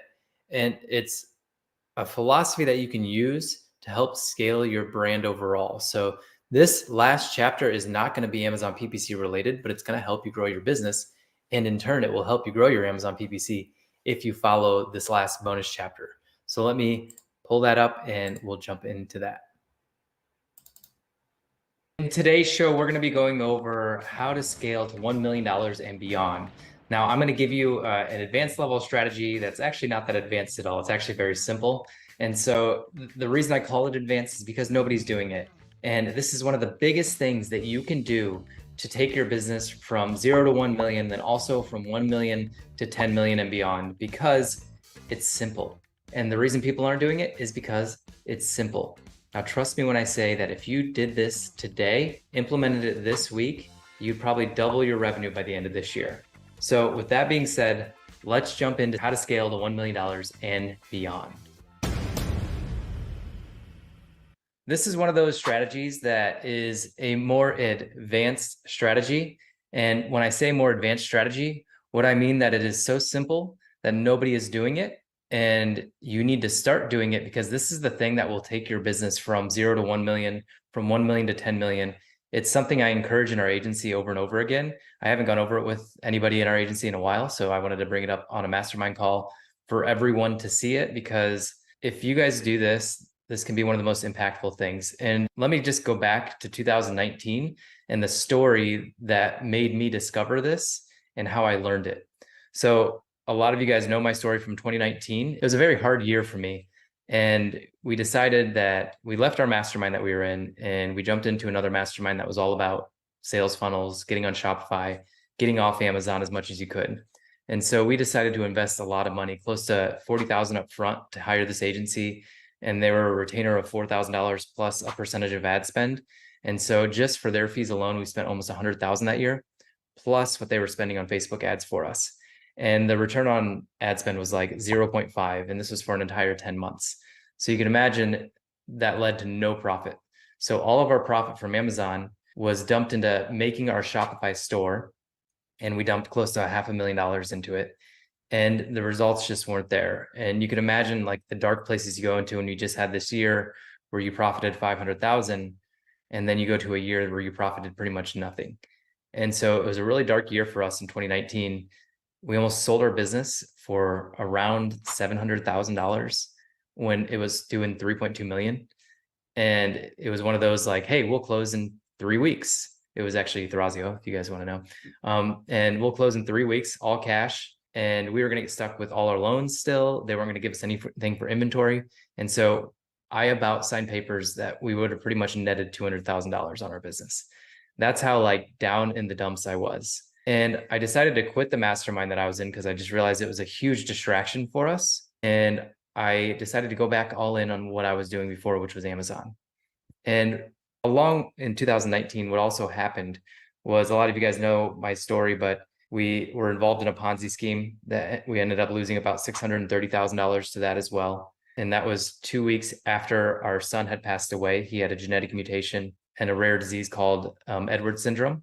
And most kids don't live past 5 years old. He ended up passing away on November 2nd. And so we had an unprofitable business. We had our second son pass away on us, and we were on a mission trip at the time. And then we had this Ponzi scheme that happened. And I remember sitting in my 2017 Chevrolet Volt, charging in Bryan, Ohio. And I had just joined the Backroom Mastermind, which is Ryan Moran's mastermind again. I was in that initially 3 years, took that year off, had a horrible year, went back to him. And part of the onboarding process at the time was to jump on a call with him. So it was my wife, myself, plugged into a charger in Bryan, Ohio, my hometown, in our little tiny black car. And I just remember talking through Ryan. Ryan was also in the Ponzi scheme as well. So we talked through that a little bit. And he just kind of asked me, what are we doing? And I said, well, we have iLove, and iLove had its worst year ever. We had $0 in profit and almost 3.2 million in revenue. And we about sold it. And it was actually, I went to I think it was a son, saw Ryan speak, and it actually prevented me from selling it. It was like one of those things that like something clicked that like, this isn't the right thing to do. So talking about that, I'm talking about how I'm making 6 income generating websites over here. And then I also have this investment company over here, and we're investing in this. And he finally just stopped me, and he's like, guys, you have this $3.2 million asset that's making money. We also just started the agency at the time. So it was just Adam and I in the agency at that time. And we had 4 clients. He's like, you have a $3.2 million business. You have a $300,000 business, which was the agency at the time. You have a $20,000 business, a $10,000 business, a $5,000 business, and a $3,000 business. You guys are taking all of your time and energy and putting it over here when it should be spent on only the $3.2 million thing. And that's the only thing you need to do. And he told me that you need to look at everything that you're doing on a daily basis. You need to eliminate what doesn't need to be there anymore. What you can eliminate, you need to automate with software. And what you can't eliminate and what you can't automate, you then need to delegate to somebody else, to a team member. And those words like shook me to the core, because you guys hear me all the time. I talk about 80-20 and how much I'm obsessed with the 80-20. 20% of inputs that you put in on a daily basis produce 80% of your results. So what would happen to you and what would happen to your business if that's all you focused on, is just that 20%? You spent all day on the 20%. You would make an amazing business. That's what would happen. And so what we decided right then and there is we were literally just going to close the rest of the businesses, except for the agency and iLove. And so we literally we closed a couple of them. And then the other ones that still kind of made income, we just said, let's just let them go and see what happens. And they're still around today. They make passive income, not a lot, like hundreds of dollars, but I don't worry about it. I don't think about it. It's just there. And then of course the agency now is my bread and butter now. And we sold the business a year and a half after we started doing this. So we eliminated everything that wasn't bringing us value, revenue, joy, and just focused on what worked, which was iLove. And that was about the same time we brought on Jordan about 4 months later into the agency to help systematize and put operations into the agency. I think it was actually December of 2019 we brought Jordan on, and then full-time in May of 2020, if my math is correct. I may be a year off on that. Hey, it's Dr. Travis Ziegler, and I wanted to thank you for watching this video. I just wanted to take a brief couple seconds to let you know about a free Amazon PPC masterclass that I have. Just head to profitablepineapple.com to sign up for that free Amazon PPC masterclass, or you can click the link down below in the description. I'll see you inside. What I want to challenge you guys to do is think about everything that you're doing. As entrepreneurs, we constantly have shiny object syndrome. And all shiny object syndrome is that when this channel gets too hard, it's not growing as fast as you'd like it to grow. What else could I come up with that has that hyper growth or that can distract me? And so I have it too. Don't get me wrong. Like, I am still shiny object all the way. And what I learned is the more I focus, the more money I make. And so iLove was going well. So I started an agency. Agency was doing okay for 2 people. So then I started income generating websites, doing them myself and investing in other people that were doing them. And then it was just like all these different things were lining up, and it was just taking my bandwidth with it. So then what we did is we just brought it all back to iLove, like I said earlier. And so how did we do that? Number one, you can just eliminate things that are just there, but there's an exercise that I did. So for the next 2 weeks, and you can do this for a week, you can do this for a day, you can do it, the longer you do it, the better. And so for the next 2 weeks, what I did is I grabbed a ton of Post-it notes, and literally whenever you're working on something, you write down checking email, and then look at the clock, see how long you're doing it for, 1 hour. Take the Post-it note off, put it off to the side. Okay, what are you going on to next? Writing sales copy. How many hours are you doing it? Take the Post-it note off, put it on the same stack. Just, you're going to make a big stack of everything you did. And you're going to do that for an entire week, Saturdays, Sundays, everything. And then what we do at the end of the week is we take a look at everything that you did, and you literally lay out all the Post-it notes and you categorize them. So what I like to do is think about what I would pay somebody an hourly wage to do this certain task. And I, for simplicity, just do like $10 an hour, $100 an hour, $1,000 an hour, and $10,000 an hour. And I divide it into those categories.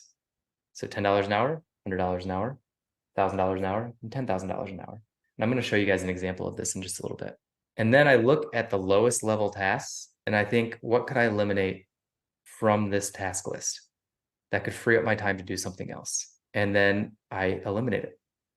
So if you can eliminate something from your daily business workflow, from your personal workflow, from your weekend workflow, that will free up your time and your mental energy, just do it.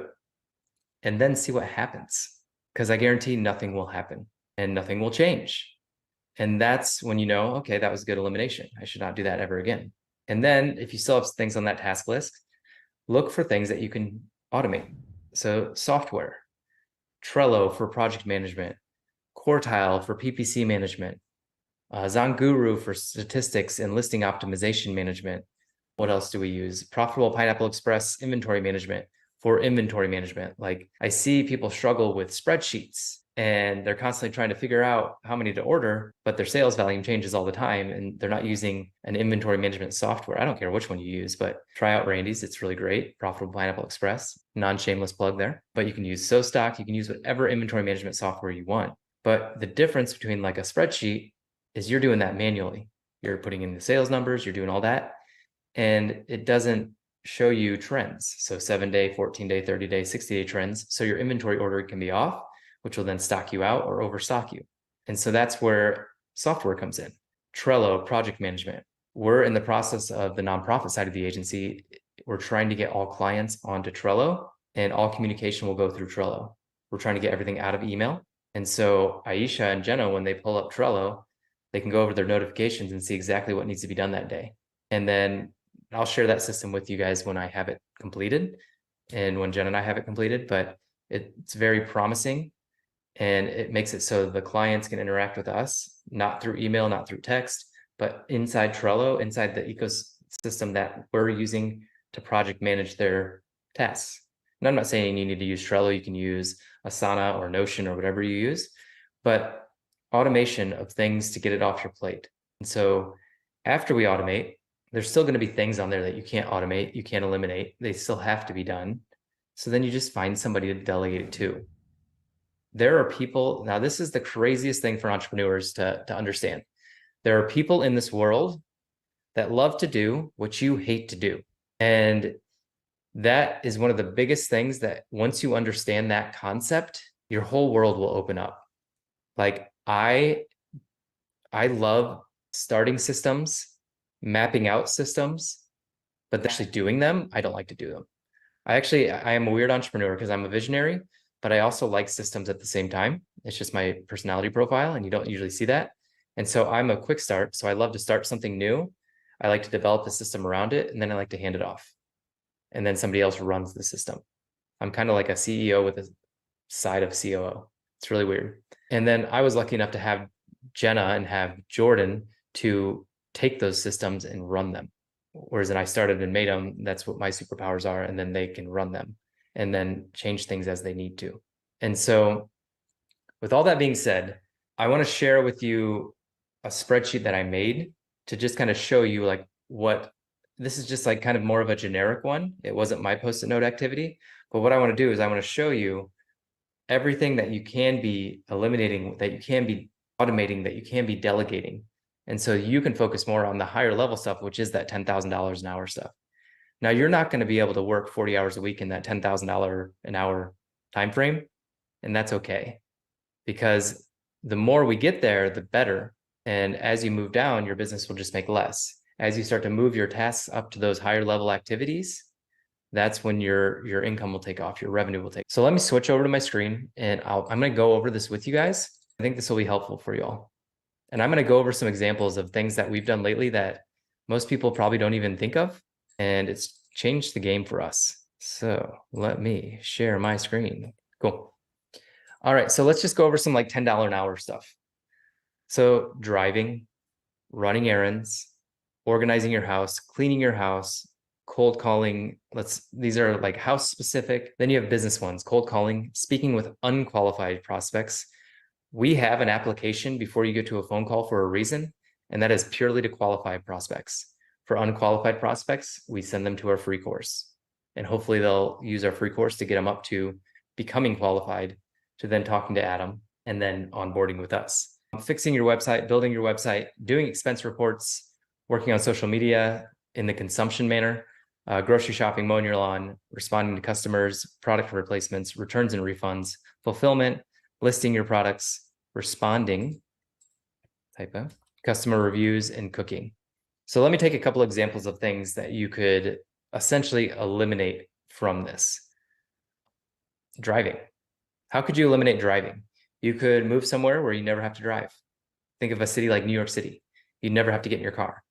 You could live in your house, walk down to the basement. If you need to go get restaurants, not basement, but floor, you can eliminate driving. You can hire a driver.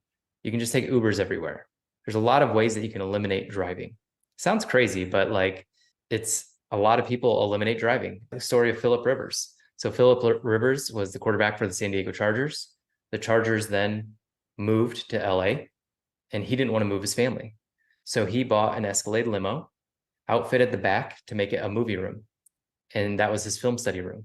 So he hired a driver. That driver would take him to practice every single day while he was studying film, and then drive him home, because he didn't want to move his kids to LA, and he didn't want to move his family. So he created an environment where somebody else was doing the $10 an hour work, so he could be doing the $10,000 an hour work, which is film study from a quarterback standpoint.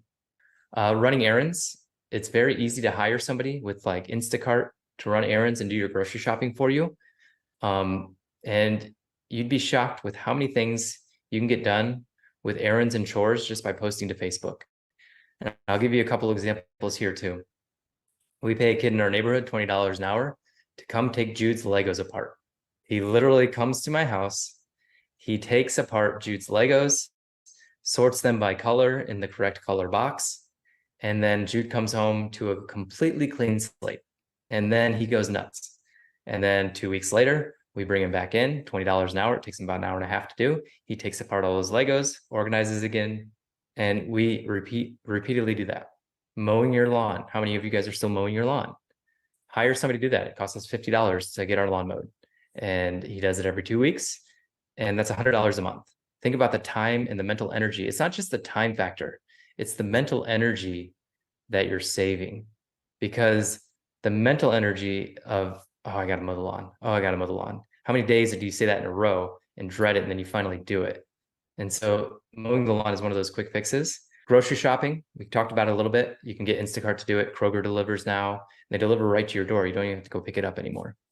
Now, extra bonus hack on grocery shopping, you can actually go to Chipotle. We have Bibimbap, which is like Asian Chipotle or Korean Chipotle.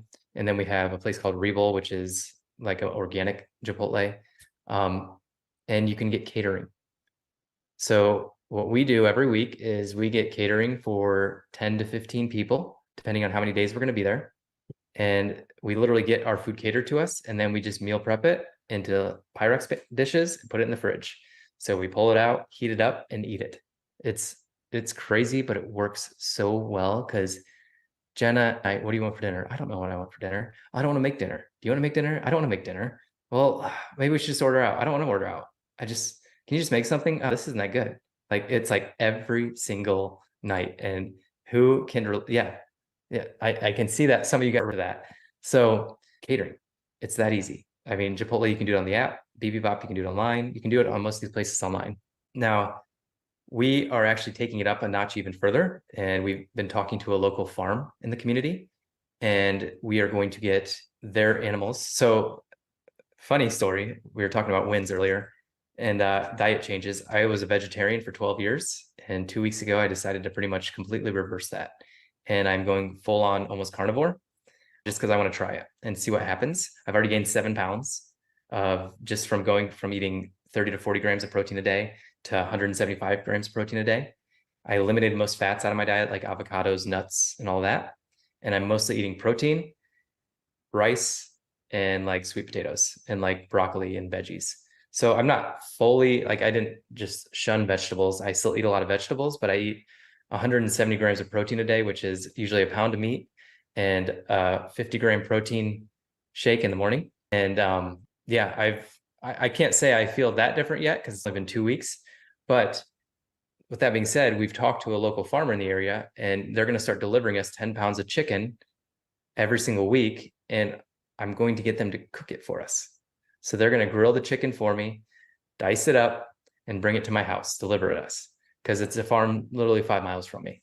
And so what can you do to eliminate the daily hassles by just delegating it to somebody else in your area? So something to think about.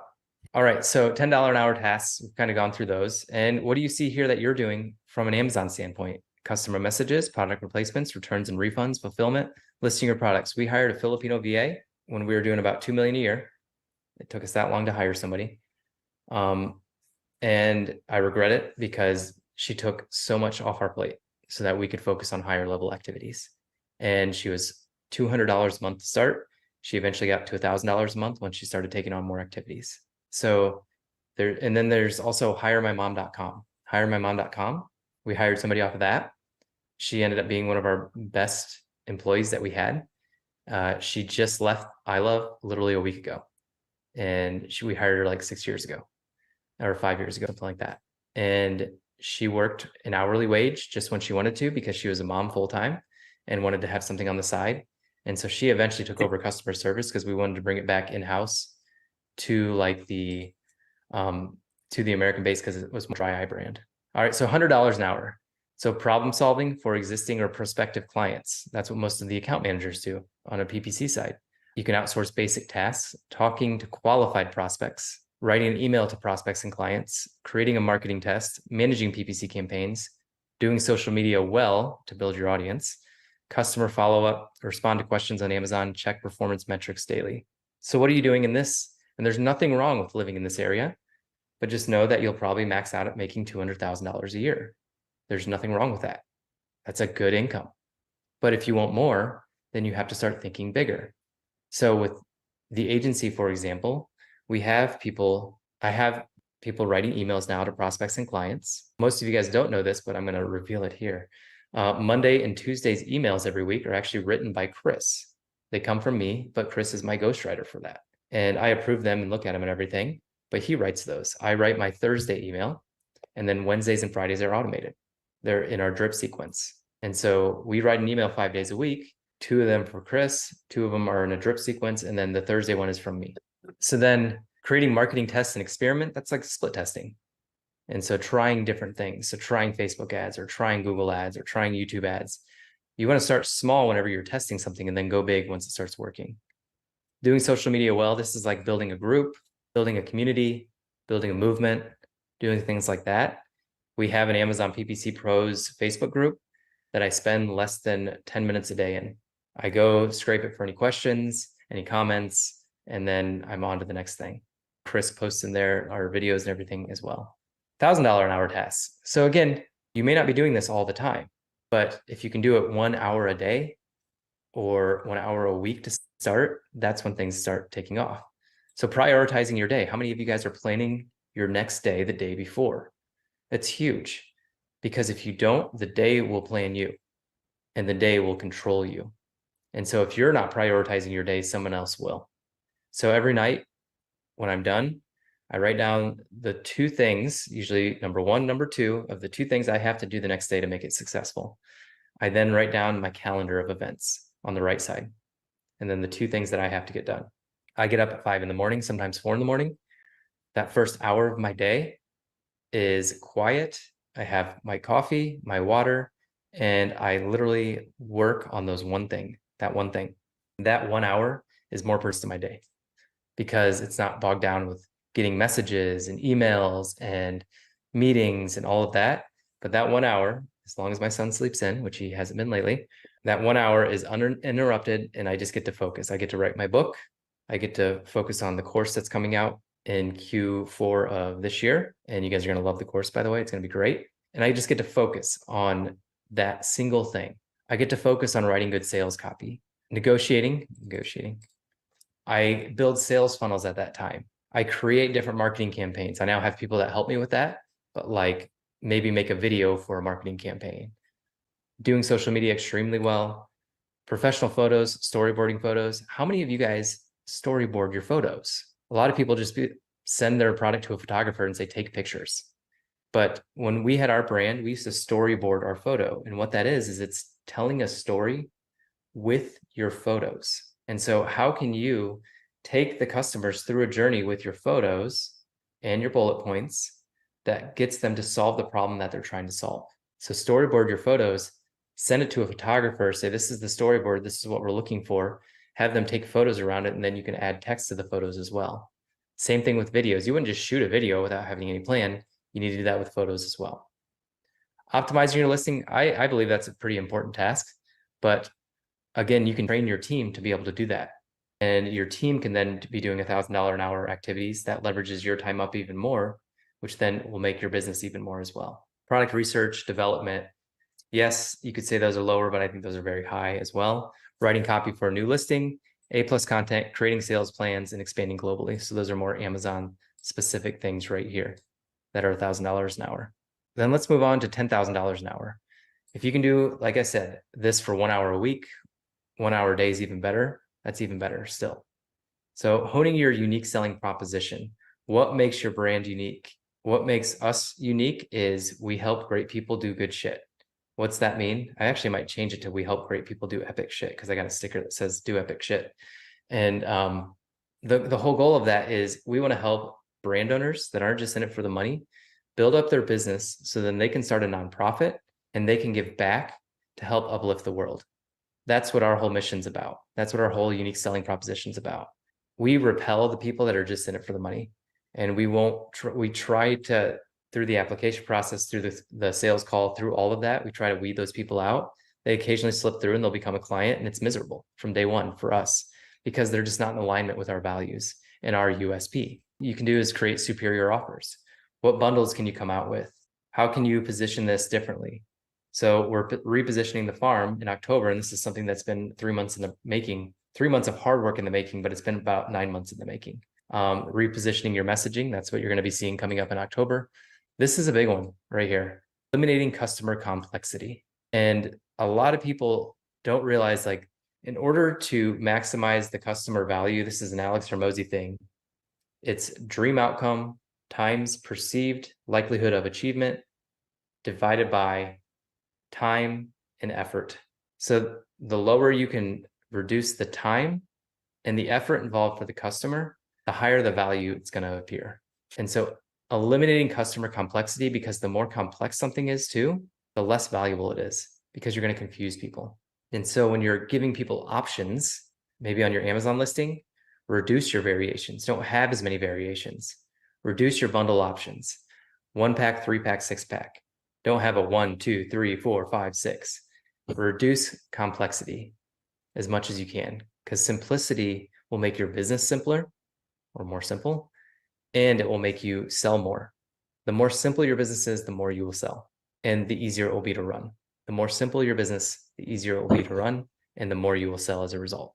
And then selling to high value customers and groups.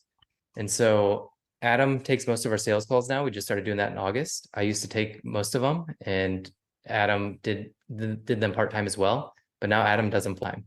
And then when we have higher value customers, people that are doing 500,000 a month and up, I'll usually jump on those calls as well. And so high value customers, I love to jump on those calls just because if my story resonates with theirs, or if they've seen me before, it tends to lead to a higher close rate as a result. And so I like to jump on those calls. I like to jump in those emails as well. Team members and hiring.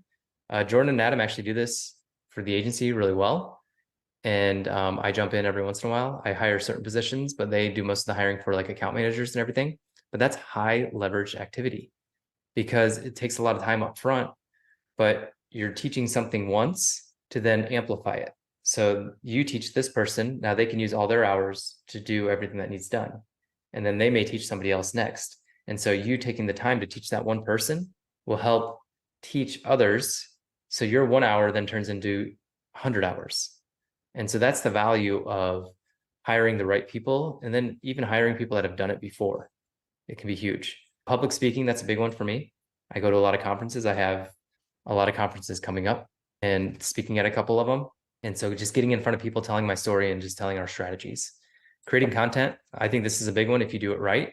A lot of people don't. And so it could be put down here into $100 an hour or even $10 an hour if you're doing it wrong, like posting photo memes. I mean, that's something that was good for 5 years ago, but there's no point in doing it now. You don't just want to post on social media to post. You want to post to get engagement. That's the whole goal. And then telling your story. So my action items for you all, after listening to me talk for the last 20 minutes, so thank you for listening, is go buy a pack of Post-its. There's a place called Amazon that you can get them pretty quickly, usually in 4 hours or less, and just write down every single thing that you're doing on a weekly basis, on a daily basis. And then at the end of the week, sort it into $10 an hour, $100 an hour, $1,000 an hour, and $10,000 an hour. And then figure out what you really love to do. Like, don't get stuck in the weeds of not doing what you love to do. I love to teach. I love to do these. That's why we do these still. And I don't get burnt out of these too often. And if I do, we take a week off like we did last week. But start doing the things you love in your business, and your business will take off. You don't have to be focused on everything Amazon if that's not what you want to be focusing your time on. How can you turn your energy into something else that could build your business even further? But just to go a little bit further into the story, we ended up hiring 3 people in 2020 and at the end of 2019 and 2020 to help delegate iLove stuff. I never got iLove to the point that it was automated, where I had to I could step out and it would grow, but I learned a lot from it. And so with Profitable Pineapple, I'm still heavily involved with the agency, but it runs. I could go away for a month and it would still run just fine without me, and it would probably grow without me. And that's what I wanted to get to with Profitable Pineapple. And it's a testament to everybody that we've hired from the very beginning and everybody we've brought on to the culture we've created. And it's all with the purpose of leveling up them so they're constantly growing as an account manager or whatever they are brought on to be. And then that will leverage your time up more, and that will help your business take off. We just had our second best month ever this past month. And the best month ever was, I think, 2 months ago. Then we ended up raising our prices. So we ended up losing some clients as a result of that. And that's why we dipped back down, but now we're right back up again. And so don't be afraid to make changes, to hire, because a lot of people think like, I can't hire that $40,000 a year person, because what if they don't work out? You'll know within the first 3 months. And so then you're really only out like $8,000 to $9,000. And so that person that you brought on within 3 months should pay for themselves pretty quickly. So eliminate, automate, and delegate. Hey, all right, so that was our bonus chapter: elimination, automation, and delegation.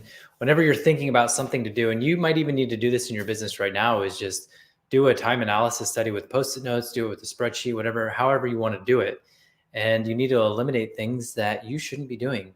And then you can automate that with software. And I bring that up in the free PPC course because you can automate things like bid management. Instead of having to do those bulk downloads, you can use different tools. You can use tools to monitor different metrics for you. And then, of course, our inventory management software, Profitable Pineapple Express, that's another tool that you can use to replace a full-time employee that does inventory analysis. We at iLove, we had an employee that did inventory. They put it into spreadsheets, took them about 10 to 20 hours a week. And then when we used Profitable Pineapple Express, we actually built that for ourselves. Randy helped us build it. And when we built that, it replaced that 10 to 20 hours a week. We didn't get rid of the person. We just reallocated their time to something that's higher level. And we got more accurate inventory management as a result. And the funny thing is, when we sold our company, the company that bought us got rid of that inventory management software. We stocked out of 4 of the 5 best sellers as a result of them going to their antiquated spreadsheet model that they used. And it lost us $250,000 over the course of 4 months. So make sure you automate things with software. It's not just about getting the time back, but it's also about making your business better as a result. All right, take a breath. 4 hours in, that's the free Amazon PPC Masterclass. So I appreciate all of you guys for being on, for watching. If you enjoyed this, share it with someone. Share it with someone that is an Amazon seller. They could benefit tremendously from this free PPC course, and you'd be doing them a favor. So I appreciate you guys all for being on, and then we will talk soon.